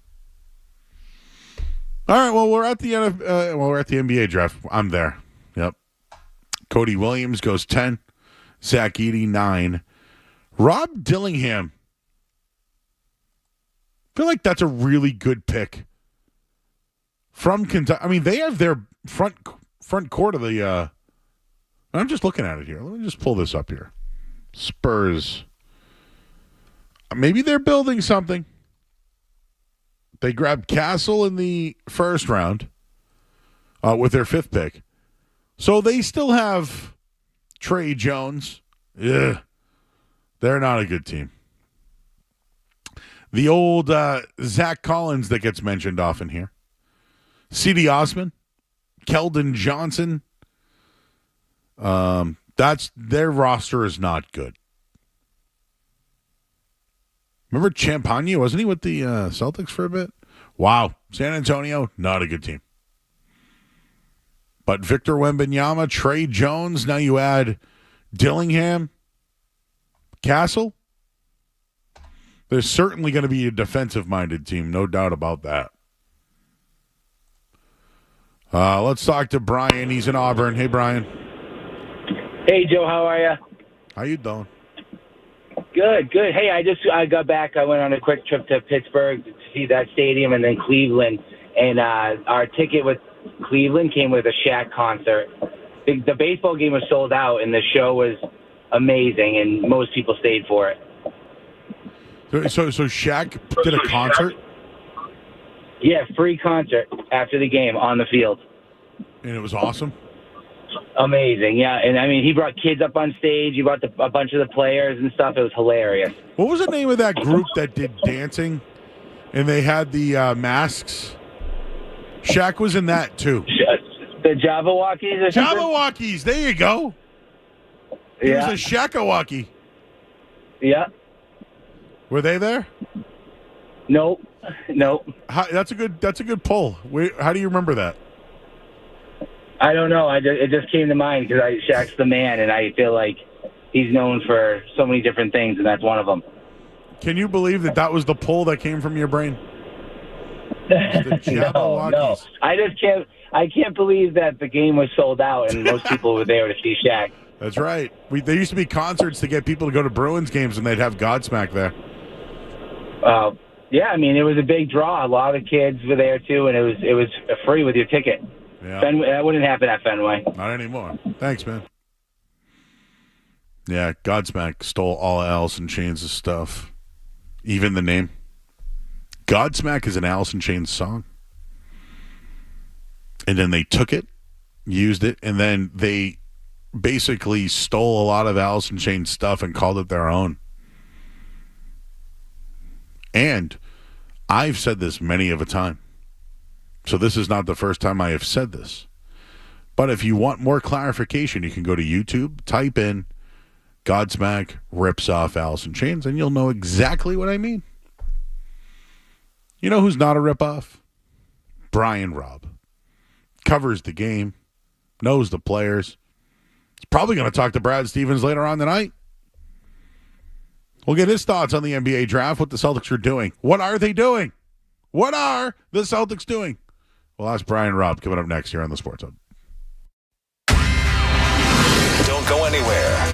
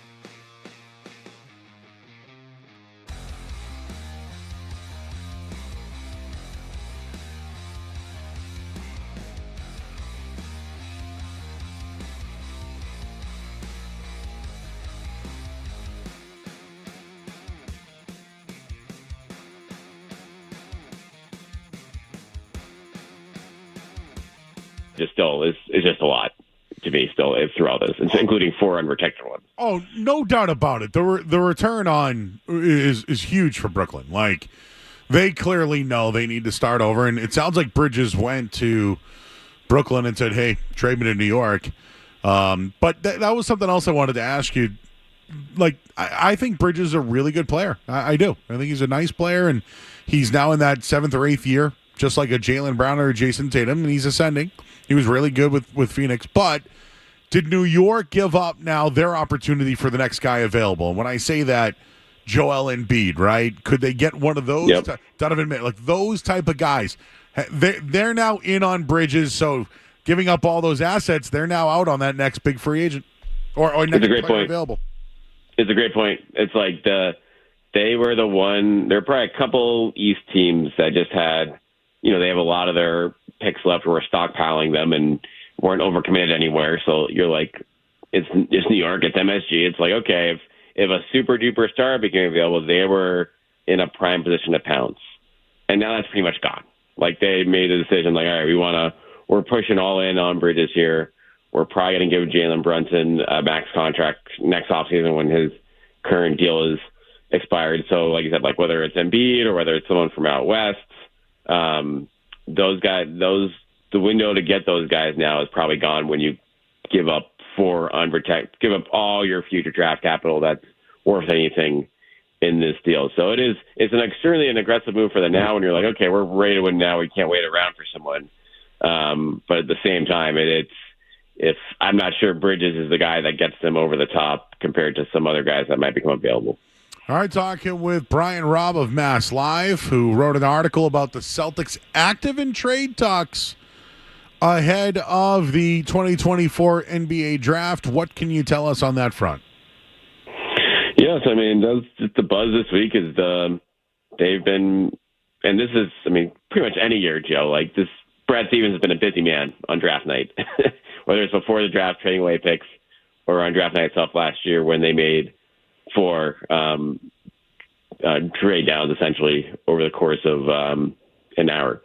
But heading in here, they're in an interesting spot, Joe. They're the last pick of the night tonight. Now it's a 2-night draft event. And so they can potentially hold a little leverage at the end of the night there to, if any team wants to help them rebuild their draft capital. The Celtics used a lot of second-round picks this past year to land Tillman, to help land Drew Holiday. And so if they want to make in-season moves this upcoming year, that might be a situation where they can pick up some more picks now while also getting a guy that they like maybe early to late or mid in the second round as opposed to at number 30 if some team is willing to do the bidding with them. So it's honestly a situation that's going to come down to the wire. The best offers are clearly going to come at the last minute. Maybe Brad Stevens sees someone fall to 30 that he loves and just decides to take the pick. But if I was going to bet on it right now, my guess is that the Celtics would be, would definitely be listening to offers on the phone once the Celtics come up in another hour or so. And to explain to our listeners, if the Celtics were to select a player at 30, the salary would be 1.35, but the tax penalty would be anywhere between $3 to $4 million. So, realistically, they're going to pay $4 or $5 million in the tax. Is that the way to break it down? Pretty much, yeah. It's going to cost them, compared to a second-round pick, they'd be paying an extra $4 or $5 million in tax penalties versus what the salary would be for a guy in the second round. So if this is a guy you're not going to want to think is going to play for you anyway, Joe, and you think he's comparable, like you're paying a hefty premium by taking him at number 30 as opposed to trading down to 35 or 40 or whatever. And so that's kind of the reasons why he did it last year with Jordan Walsh. They went down, they had 25, they traded down to 37 with a couple separate moves, but ultimately kept Walsh at so he only made $1.1 million last year. And it could be a similar situation now where it's like, okay, you like a guy, you want to develop him, but you don't want to pay him as much because you're paying, Drew Holiday, Tatum, Brown, your core essentially so much more money. You'd rather have the money go to those guys or a Derek White extension or a potential Sam Hauser extension as opposed to pay a rookie an extra $5 million because you're already that far into the tax. Okay, so realistically, they're probably not going to take somebody at 30 unless they absolutely love them, or if they do, it could be a stash player. But anyone that they would select at 30 would be someone that they would think they could fit into the mix at minutes either this year or next year. That'd be my bet. Like, it'd have to be someone, I think that would blow them away at 30 that he was there at that point. Because if it's guys that are, maybe 5 or 6 guys in that spot, Joe, and it doesn't make a difference to them, then that's a situation where it's like, all right, like, let's just get someone we like here. We don't necessarily have to take them right away, and let's see what else we can get for this pick instead while I move down for that same guy. And as we're talking, Providence guard Devin Carter, selected by Sacramento. Nice spot for him. Nice spot for him. Him and De'Aaron Fox with Sabonis. So I thought he was a top 10 pick, and he falls to the Kings right now at pick number 13. Just watching the draft, are you surprised by anything? Were you surprised Zach Edey's going to 9 and the Spurs end up trading Dillingham, who they drafted? He now goes to Minnesota in that move. Yeah, that's the one that really stuck out to me. Like for the Wolves to get aggressive and get a guy they clearly think they can help them right away by trading away an unprotected pick down the line along with a pick swap for that pick right there. It gets kind of backwards. You'd think Spurs are the ones, we'll keep that pick, and we're the team that's rebuilding right now. But that's they expect the Wolves to be pretty bad down the line once the contract situations for them is going to get tough to keep that team together once the second apron stuff and the repeater tax stuff comes in. But Dillingham will get an opportunity there because they won't have other really good means to add to that roster. So yeah, that's the one that's like out in Edey going to 9. Like I know he was moving up boards, but that's still pretty surprising he ran up that far. And so Memphis is a really interesting team for next year now. There was some buzz that they were trying to move up and maybe package Smart as part of the deal, but it appears for now that they're just going to try to run it back there and maybe add obviously another clear big body in the middle, maybe coming off the bench. I saw you aggregating today.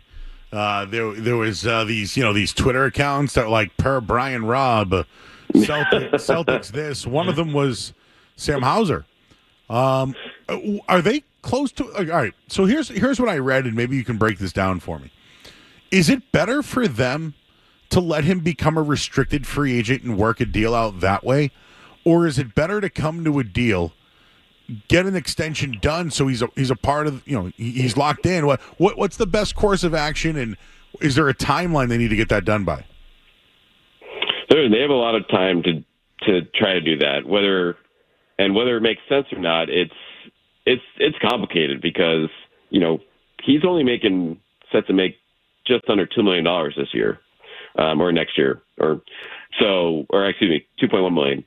So here's where will they go to Sam Hauser essentially and say, hey, we want to give you, you're obviously worth a lot more than $2 million this year. Let us give you a big raise now, and tack on a couple years on that. And so you get more of your money up front, but then we get a deal that probably looks pretty good from a Celtics perspective, a couple years down the line. Whereas, whether the Celtics pay more up front, they'll pay more in luxury tax since they're so far into it already. So that would be much more expensive for them for this season, but may allow them have a better chance of keeping Hauser, or certainly be able to move him down the line, for some good capital if he's on a good deal. So that's the kind of balance that they have to figure out right now. So is there a number for the Celtics for them to make sense to do that at? Is that $8 million, $10 million a year? And if you're Hauser, it's like, how much do you want to be here? How much do you want that payday and long-term security racked up versus potentially having another good year right now and then going into the open market next summer as an unrestricted free agent, and then maybe getting yourself closer to Max Strus type money, who got, I think $13, $14 million a year from the Cavs a year ago. So it is a fascinating call. I know the Celtics, they're big fans of him there. They'd love to lock him up around term, but it's going to be up to Hauser and his camp, I think, in terms of figuring out how much of a friendly deal they're willing to get Celtics, how much of a middle ground they'll be willing to go to there to get something done. All right, B-Rob, anything else that we should know about? I know, Brad Stevens never made a first-round pick, which is probably a good thing. Right. It's worked out pretty well for him. It's definitely worked out pretty well for them. And now with the 2 nights, I doubt they're really going to do anything tonight. I'm talking as an organization. They'll probably just, if something happens, do a Zoom call, and then tomorrow night they'll let the media in and talk about it? Yeah, that's the plan tonight. We're not even allowed in the building tonight, Joe. We're waiting on our couches watching this go down. We'll talk, maybe get a chance to talk to a player tonight if they do draft him, but we'll be at the Auerbach Center tomorrow night to watch the riveting second round in person, and then Brad Stevens will speak to the media after the conclusion of that. But the good news, Joe, 4 o'clock, nice little matinee start or afternoon start for the draft tomorrow. So you get you don't have to wait up all night to see what's happening here.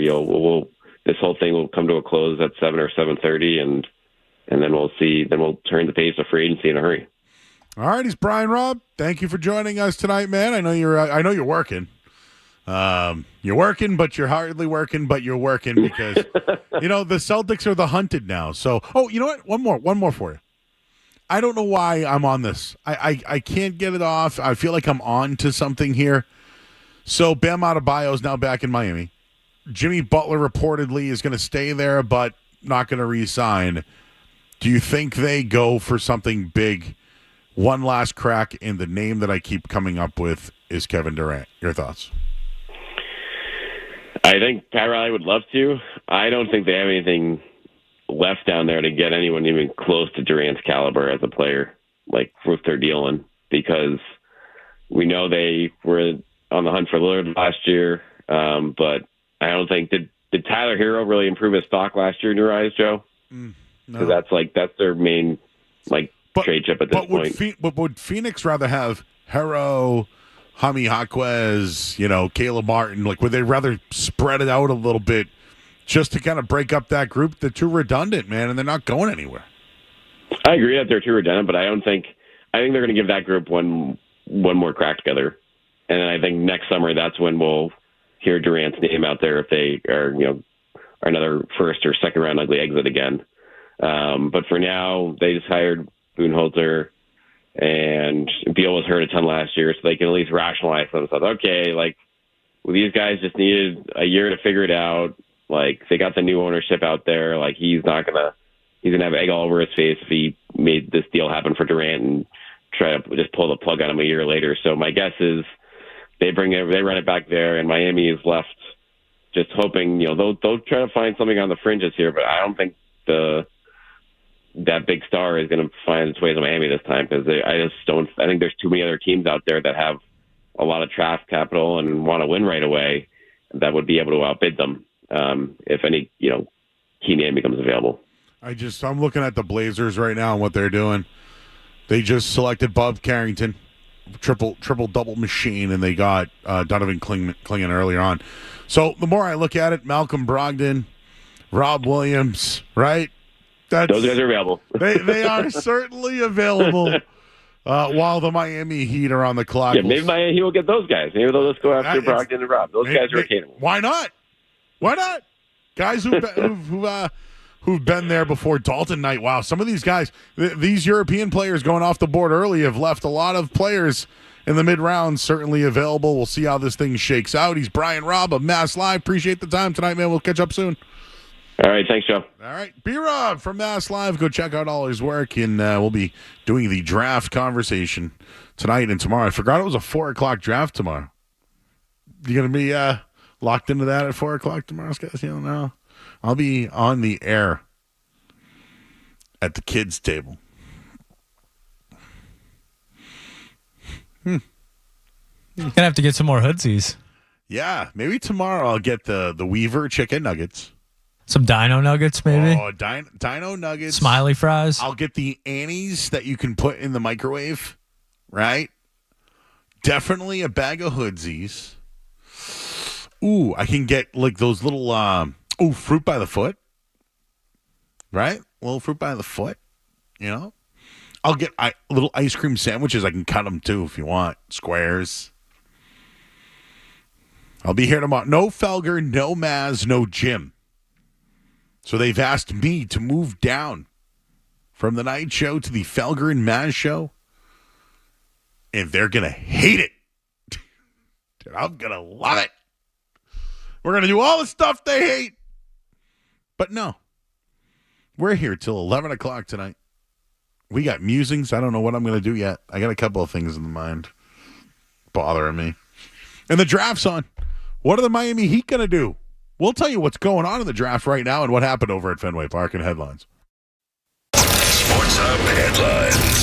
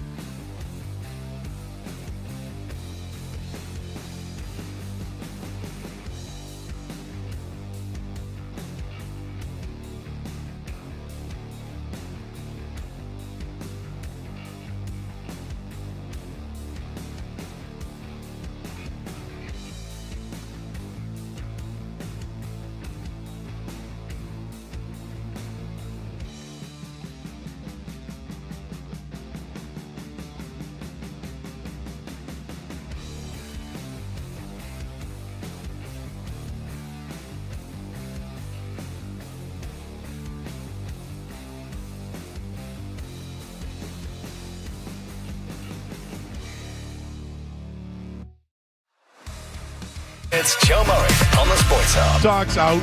Rain delay. See ya. Made up someday in August. We'll never remember.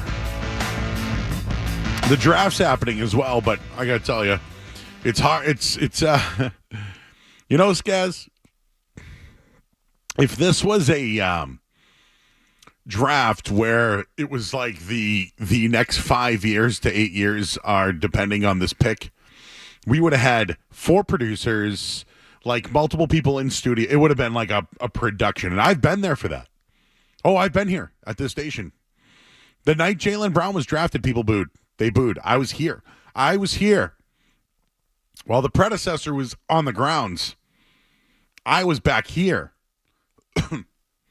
And they booed. They booed him. And then the night that Jason Tatum was selected and they traded back and Markelle Fultz went 1 and Lonzo Ball went 2. And then the Celtics selected Jason Tatum. And then with the pick that they got Derek White. I look back on it now and I go, wow, that was pretty good by Danny Ainge. Pretty good. A lot of teams, this is where their futures stand. The New York Knicks gave up four picks to get one player they think can be a franchise-altering player. And they're going to pair him with 3 players that were his teammates in college. And just to bring it up one more time, the Celtics tried this with Rick Pitino, Antoine Walker, Ron Mercer, Walter McCarty. Mercer gets shipped out. And then in 2002 on a playoff run, they trade for Tony Delk. They had 4 guys from the 96 Kentucky team. The furthest they made it was the 0-2 Eastern Conference Finals. And what did Danny Ainge do when he came in? He blew it up. They drafted Al Jefferson. They pumped up assets and somehow found a way to get Ray Allen and Kevin Garnett to turn it into their next championship team, which then 5 years, 6 years later, traded all those guys to Brooklyn, who gave up all their picks, which turned into Jaylen Brown and Jason Tatum. Not a bad 20 years there for the Celtics, but it took 20 years. So I guess I would take 2 championships in 20 years to put 4 people from the 96 Kentucky team. And if it's the same thing that New York has to do with the 17 Villanova team, then fine. I don't think it's going to work. I don't think it's going to work.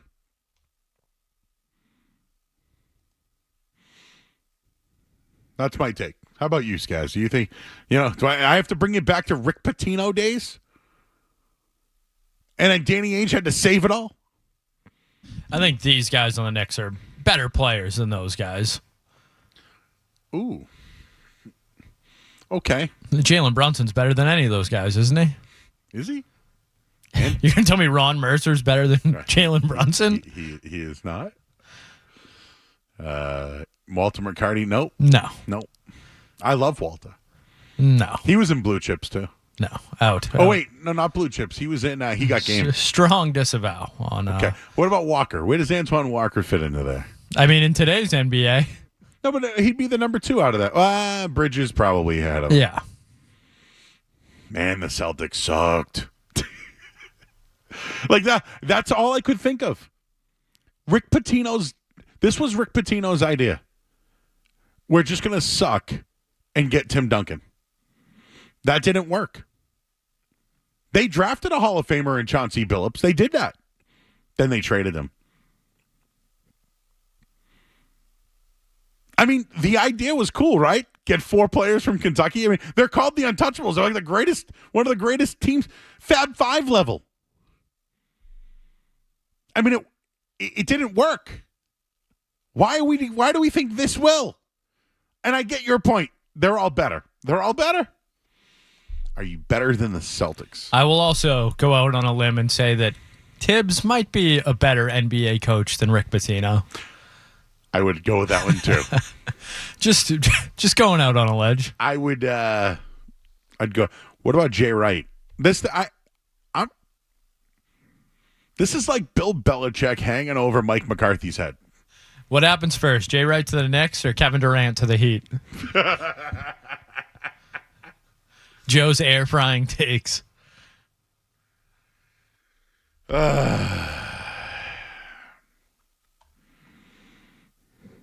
you guys remember this, right? Rick Pitino tried to get the best college players and bring them to the Celtics, and it didn't work. It didn't work. I know these guys are better. I'm just telling you, history shows you it doesn't. Tom's in Newton. Hi, Tom. Hey, Joe. Love the show, brother. Listen, I just got a thought here, and I don't have any kind of hypothetical trade lined up before you call me on. It's just an idea, for what it's worth.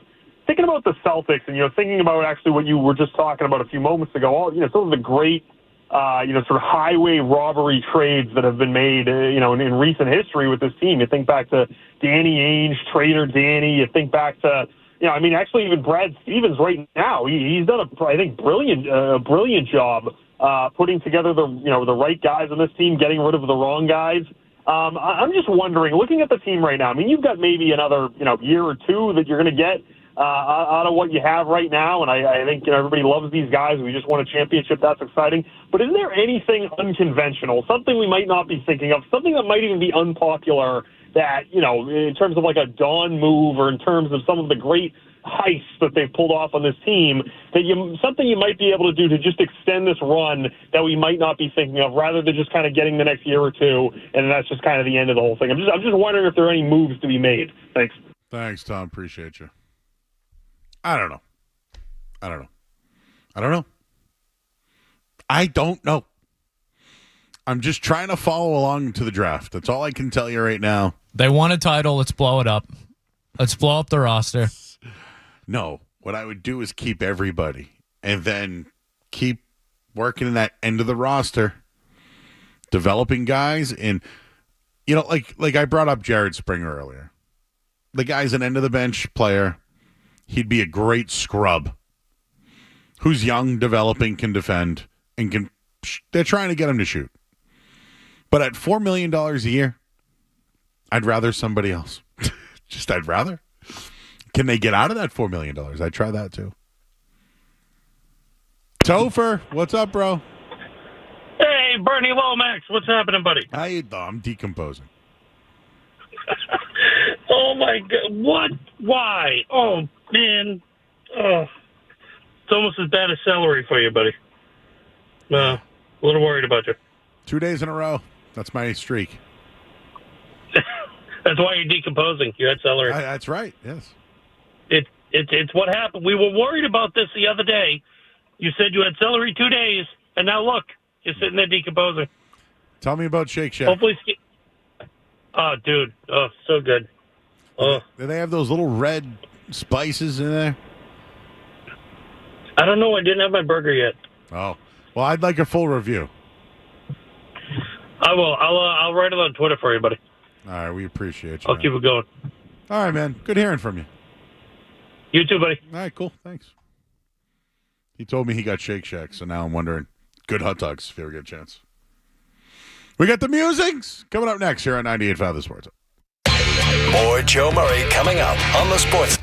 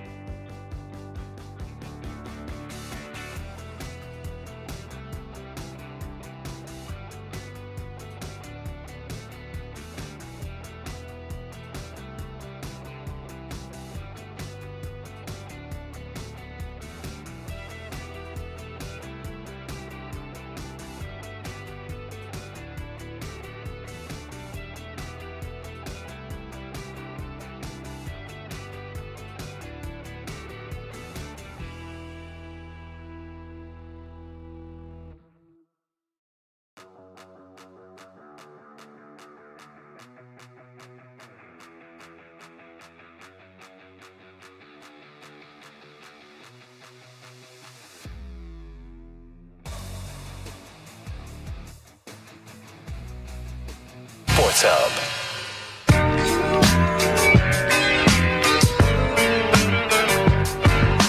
You want a random take? Murray's got all sorts on stuff in the world unrelated to sports. So sit back, relax, and get your mind in the game and listen to the words of a grown man complaining. All right, Murray's Musings here on 98.5 The Sports Hub. The NBA draft is ongoing. 2 picks off the board, or 3 that we should mention. Khalil Ware is going to the Miami Heat out of Indiana. Not a good rebounder, though. I watched that team get out-rebounded plenty of times. So, J.J. Redick selects, would you call this a J.J. Redick type? He's better. Okay. He's J.J. Redick-like, but I think he's a better player. I think he could be better than Reeves, too.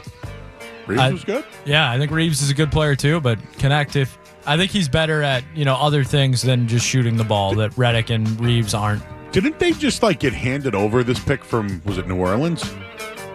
Didn't they just say, hey, you take our pick, we're just, you guys take on the salary?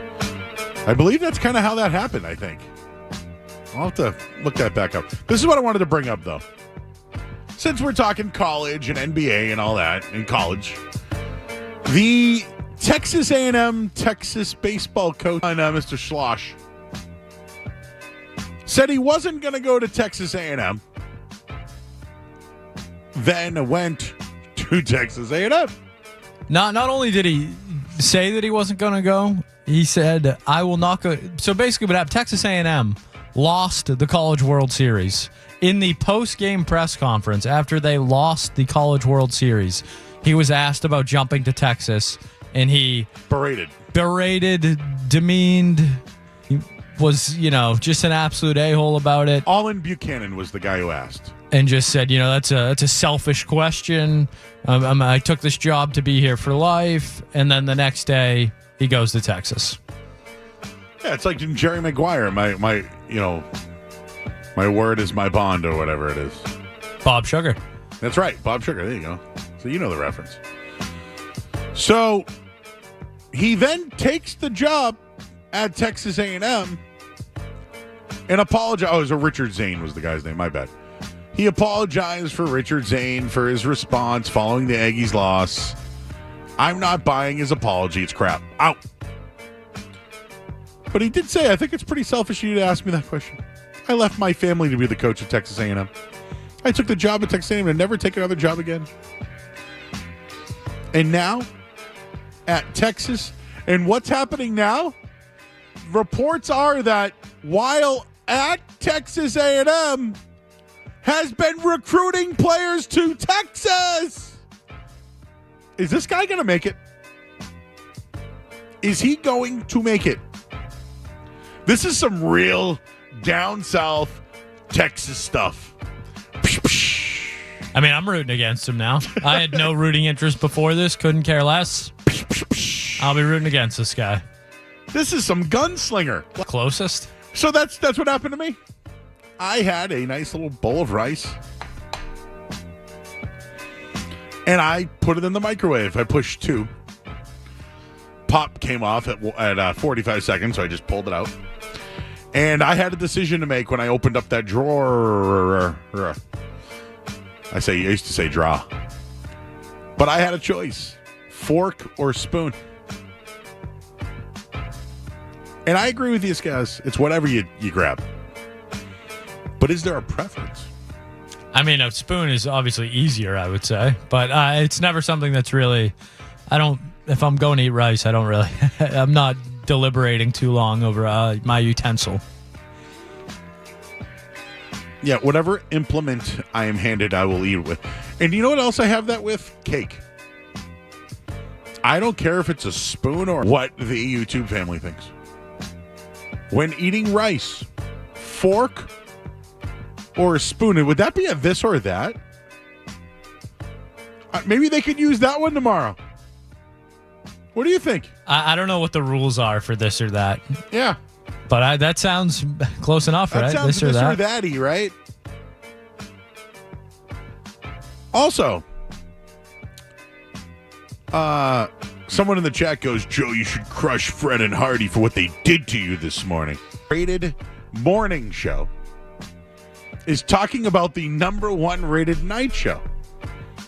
I think it's great. The number 1 afternoon show talks about the number 1 night show. Content, baby, content. Hey, you ever golfed with Hardy before? I have not played with Hardy, no. Do you think he likes you? I don't think Hardy likes anybody, but yeah, I would say Hardy likes me, yeah. You said it before I did. What's the deal with that? That's my favorite thing about Hardy. What is the deal with that? It's just... Does Hardy... 8 years old. Sandra Bullock is turning 60. What? I gotta look this up. Is this right? I'm on the right date, right? Sandra Bullock, 59. Joe, are you looking at July 26th? Oh my God. I did it again. I told you I'm decomposing. I told you. That's why I knew it wasn't right. It's a chunky. Uh-oh, you got a chunky. I give up. I give up. I'm done. This Jeremy put the hoax on me. It's been. Now you're gonna blame Jeremy. Yeah, I am. You know why? Because he's not here. He's not here, and I haven't done it yet since we've started on the night show. You were due. Christina sent them to me, and I didn't even read them. You started saying a couple of them, and Christina goes, I don't think this is the right day. Apparently, you also said July at the beginning, so I missed that. So that's on me. I'm decomposing. Yeah, to get out of somewhere. Do you know I did that once? I did the Uber Black.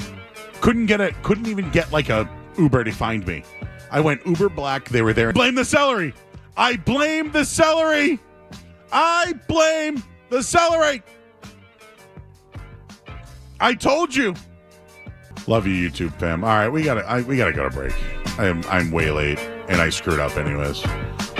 Let's do the Sports Hub headlines. I'm Joe, and it's June 26th. From the Town Fair Tire Studios.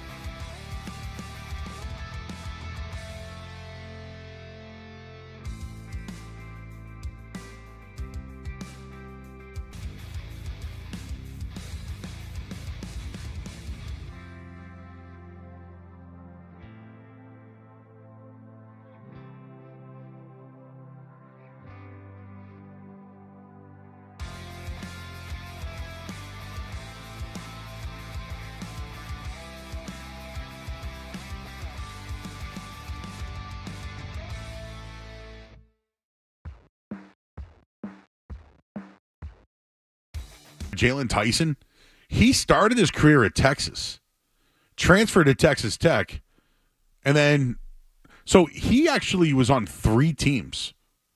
And I wonder if that's intriguing for these NBA teams. He's been in 3 different programs. He's progressed in all 3, had a hell of a year, and came out. I think that's progression. I think the Cavs nailed this one with the 20th pick. Good for them. New Orleans on the clock, and then the Phoenix Suns where Kevin Durant plays. I'm on Kevin Durant watch. But we'll recap more of the draft to see you guys on the phone lines as well, or read your chat stuff. And as we're here until 11 o'clock tonight, I'm Joe Murray here on the Sports Hub. Don't go anywhere. There's more Joe Murray. More Joe Murray on the way.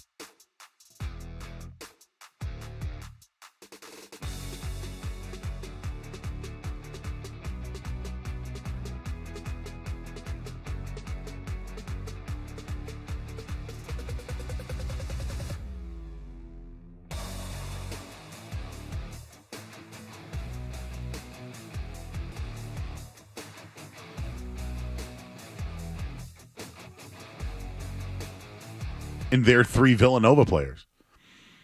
You know, they combined for 62% of the team's offensive production last postseason.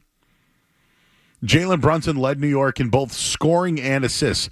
He averaged 36 points a game and 8.6 points a game. Holy smokes. Josh Hart led the team in rebounds with 12. And DiVincenzo led the team in 3-pointers with 19. So, I mean, at least the 3 of them are really good together. If you add Mikal Bridges, that's 20 points a game and a defender. Well, somewhat of a defender. It never worked in Boston. Can it in New York? 3 worked. Can 4? I don't know. I don't know.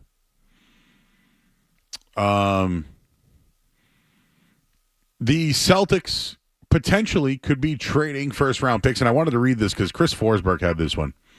The Bridges trade spotlights Brad Stevens' roster. Then Brad Stevens is not a wizard. I just want to make that clear. I don't think Brad Stevens acts as a wizard, as Bill Nye acts as a scientist. But if you look what Brooklyn did, they're accumulating draft picks, very similar to what the Celtics did. And that 2013 Nets Celtics swap, look at it now, all these years later. The one thing you can say is that Brad Stevens has not been bashful about dealing first-round picks. They sent out 2 first-round picks to acquire Drew Holiday last October. And one of those was a first-round pick they added while trading Smart and getting Kristaps Porzingis. So having the homegrown players in Tatum and Brown, the Celtics traded 4 first-round picks in one swap to acquire Porzingis, Holiday, White, and Horford. Think about that for 1 second here.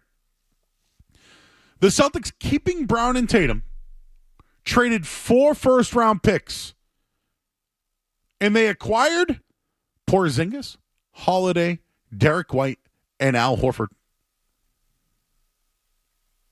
That's what the Nets and all of those deals, they paid them all. Right? They gave up Marcus Smart, good player. Robert Williams, good player. 6th man of the year, Malcolm Brogdon, good player. Who knows if Brad uses his first-round pick this year and trades it? Could he try to move back to 25, 26, 27? Right? If you look ahead here, they have first and second-round picks, but they don't in 2018 or 2019.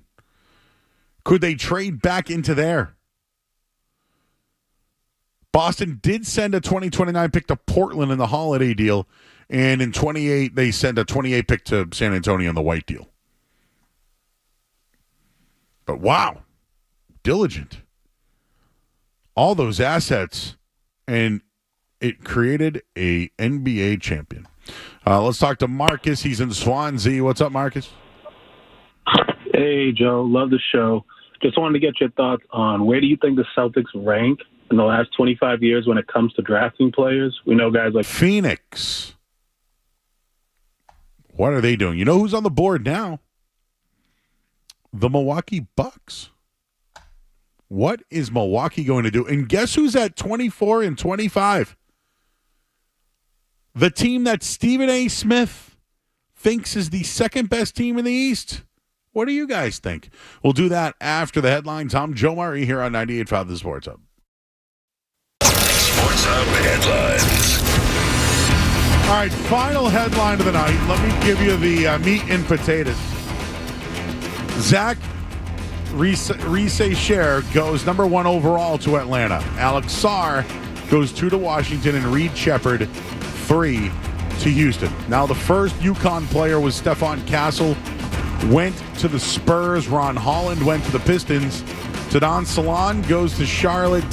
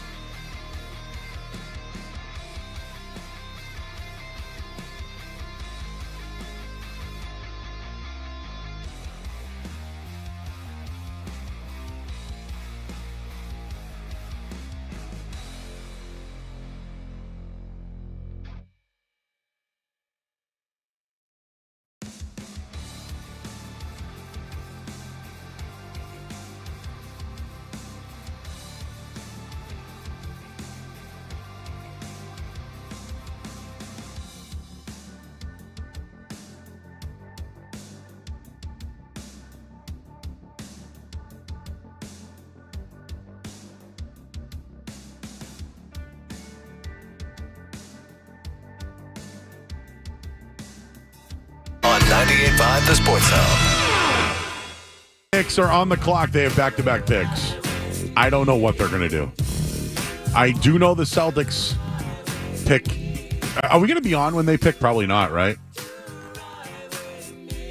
Or if they do pick. You mentioned this earlier, Skaz, if we find out anything during the night about, if they do something early or whatever, at least will give us an idea if they're out early. So Filipowski's still on the board. The Knicks traded number 24 to the Wizards. Go figure. And they're going to take Keyshawn George. That's from Woj. Just trying to look at any other local beat writers if they have anything regarding the Celtics. So the Knicks trade out of that. Do they trade out of 25 now? They're over the apron. The OG Anunoby trade now. Signing. They're now at the second apron. I don't think they can afford to select a player in the draft here. So maybe there's another team. Who wants Filipowski? And I'm trying to look at some of the players that are still available.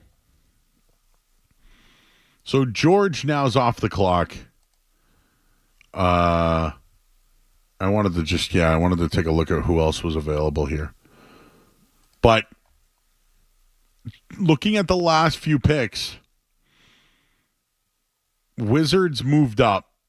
So they swapped. New York's on the board. And then the T-Wolves, I wonder what happens with that trick. Remember they made a trade earlier? I got to figure out how this all kind of shapes up here. But Ryan Dunn is still on the board. He's from Virginia. It's a kid that I like. There's still some Euro players that are available. So as we're wrapping up the show here, we probably won't get around to who the Celtics will select. But, did anybody improve tonight, or were there any moves at the draft to put a threat into the Celtics? And as far as anybody selected tonight, I mean, does the Khalil Ware to Miami? They just signed Bam Adebayo. They locked him up for 3 years, so I guess they have a backup big. Jared McCain, maybe? I think that's a good one. Right? Nice little Duke player. Just for the Duke team last year, he was very good. I got one for you, Joe. Mm-hmm. The Knicks, like you just said, just traded the number 24 pick to the Wizards. The Knicks, in return, got number 26 and number 51. With that 51st pick, you think the Knicks might have an idea there? Oh. Bronny? Just saying. Get LeBron to the Big Apple on a minimum next year? Bronny sits for a year? I don't know. That's what we're going to get for the next 24 hours. You won't. Actually, I won't be here tomorrow night. So neither will I. Whoever is here. Oh, but it's going to happen at 4 o'clock. Yeah, you might be on the air when Bronny gets drafted. So the Knicks trade 24 to the Wizards for 26 and 51, as you just mentioned. Are they going to take a pick? Like, are they going to select somebody here? As I watch Roberto Luongo eating pasta out of the Stanley Cup right now. While we're on it, do you believe Allmark? Do you think the Ottawa wasn't on his list? Because I think it was. I think he's a liar. I think he's a liar. What's up, Sens fans? Linus Olmark here, checking in from northern part of Sweden. Boy, I am excited to get this show on the road. I can't wait to meet all you fans out there, from the youngest ones to the oldest ones. So I'll see you in a couple weeks, months, or whatever it may be. Take care. Great message. That really fired me up. If I'm an Ottawa Senator, I am just, all in. I just bought a jersey. Right, I just bought a jersey. I'm gonna select Linus number 1 on my fantasy hockey team. That would fire you up. I heard they were dancing in the streets getting rid of Korpisalo. Is it Eunice or Yenis? That's another one that I've. I feel like I've heard Eunice Korpisalo. I say Eunice. I think that's what I've heard. I heard other ones. Well, yeah, that's a tough one. We're still doing Marchand, right? Marchand. Woj is on TV. What's he talking about now? This is what happens when you get to the end of the draft here. They need a playmaking guard and front court depth, is what he's saying. So Johnny Furpey is still on the board, huh? From Kansas? Isaiah Collier still on the board? Wow.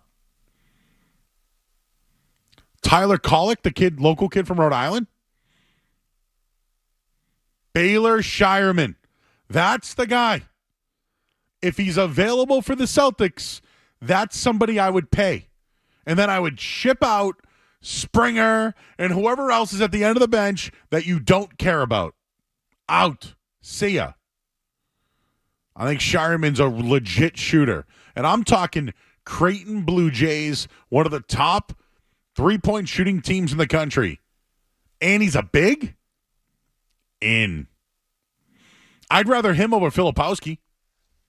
And don't get me wrong, could Filipowski fill a role for a team and get minutes? Yes. But I'm talking ceiling and projection.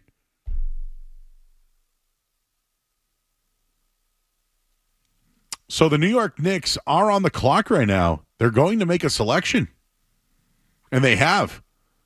That was the Keyshawn George pick. Okay, they're trading that one. I'm curious what else is going to happen here. But pick number 30, we're not going to get there, people. I'm sure, Skaz, we're going to get home. We're going to unwind. We're going to put the draft on. And then we're going to hear that the Celtics traded it to Houston. What about the Jazz? Who's Brad going to trade with? Who's he want to trade with? Who wants the 30th pick in the draft? It's available. Does anybody have any 2029 picks available? Do you want to trade one of those to the Celtics? Red Sox got rained out tonight. Matt McCarthy's sending me things he wants to talk about tomorrow about baseball. Have we done all NBA draft all night long? Besides messing up birthdays, that was me. What else did we do? We did Knicks. We did, teams bolstering up to take down the Celtics. Okay. Oh yeah. So let me read those teams to you again that I had.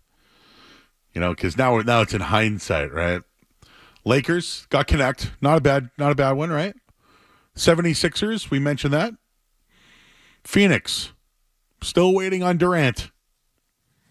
The Pacers haven't done anything. The Pacers could get in the first round, guys. Would the Celtics trade with them? The Bucks took a player. The Heat got a big man. What about Dallas? Would the Celtics trade with Dallas? Would they trade with Oklahoma City? How about the Houston Rockets and Ime Udoka? They're not hanging on to this pick. If they do, though, I'll tell you, there's a couple of shooters that are still there. I'm still kind of surprised Filipowski's still on that list. But Shireman, that's my guy out of Creighton. We'll wrap things up here on the other side. We'll say bye to Skaz, who's off for the rest. A nice little long weekend for you, man. And I'll tell you where I'll be. Tomorrow morning, we'll do all that. Coming up next here on 98.5 The Sports Hub. More Joe Murray coming up on The Sports Hub.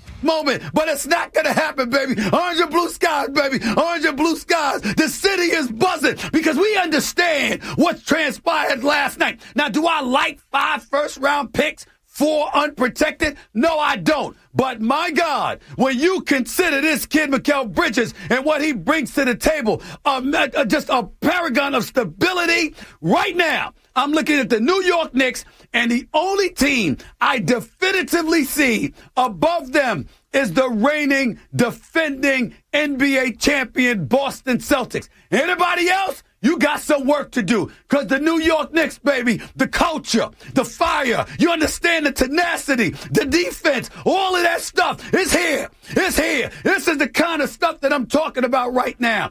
Great, great, great move. Talked about last night.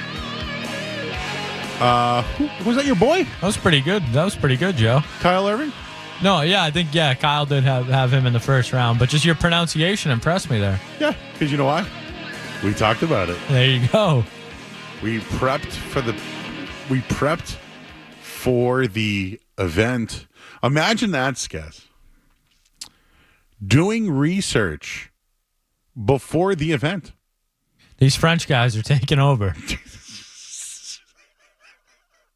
They really are. I mean, how many is this? 5? Do you remember Frank Mason? He played for Kansas. He was a little point guard. I saw his tweet, yeah. He basically was like, good player, but not the first pick, but I guess. So, I played against this guy. Kind of not that great from what he was saying. Just kind of not that. But he's also like, 17 or 18? This is a good pick for the Knicks. I'm telling you right now. This is a guy who's probably going to get stashed. New York probably doesn't need him right now. Here's the other thing, though. They could make moves on their current roster to get this kid in there. But for what they're trying to do, he's probably a stash. But that's what I like. 4 French players. Oui. 4. You got another one? What else you got for French? Croissant? I don't know. Not much. I didn't take French. I took Spanish. Let's see. Is bonjour? There you go. Is I caramba? I don't know. Oui. Oui is about all I got. Common French words. Oh, okay, bonjour. Excusez-moi. Scusi.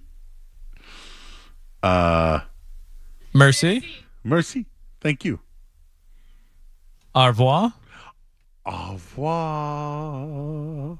This is what we're going to get over the next 24 hours. Au revoir. Parlez-vous français?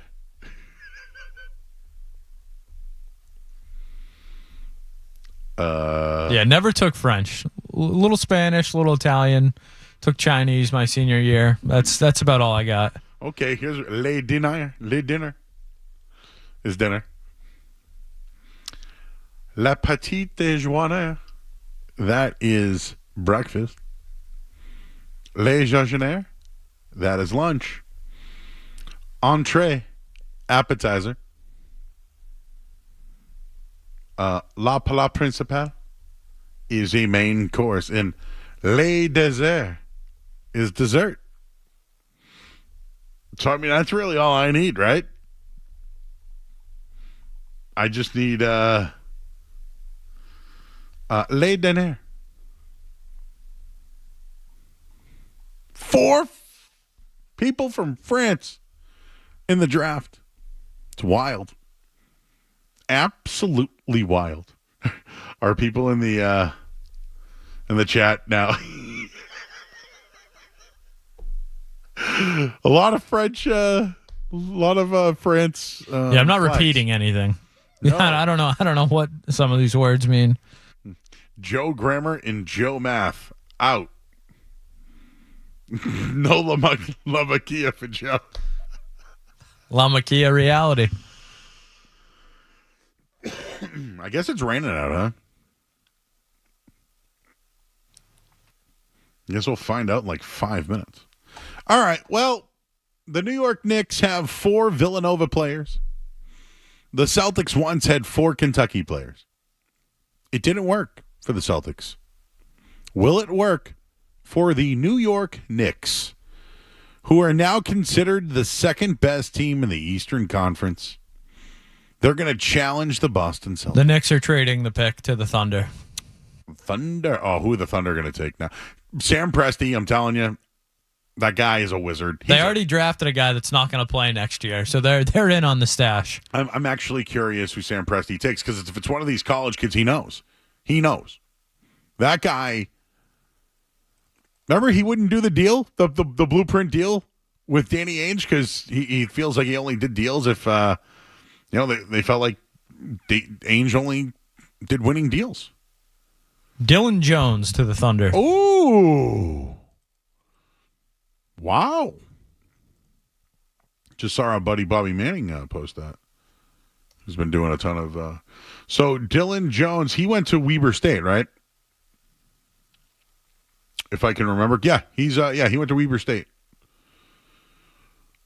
So I don't know much. If they're in on him, there's got to be something to this kid. I don't know if he was a first-round projection, by the way. Yeah, Weber State. I just had to look that up.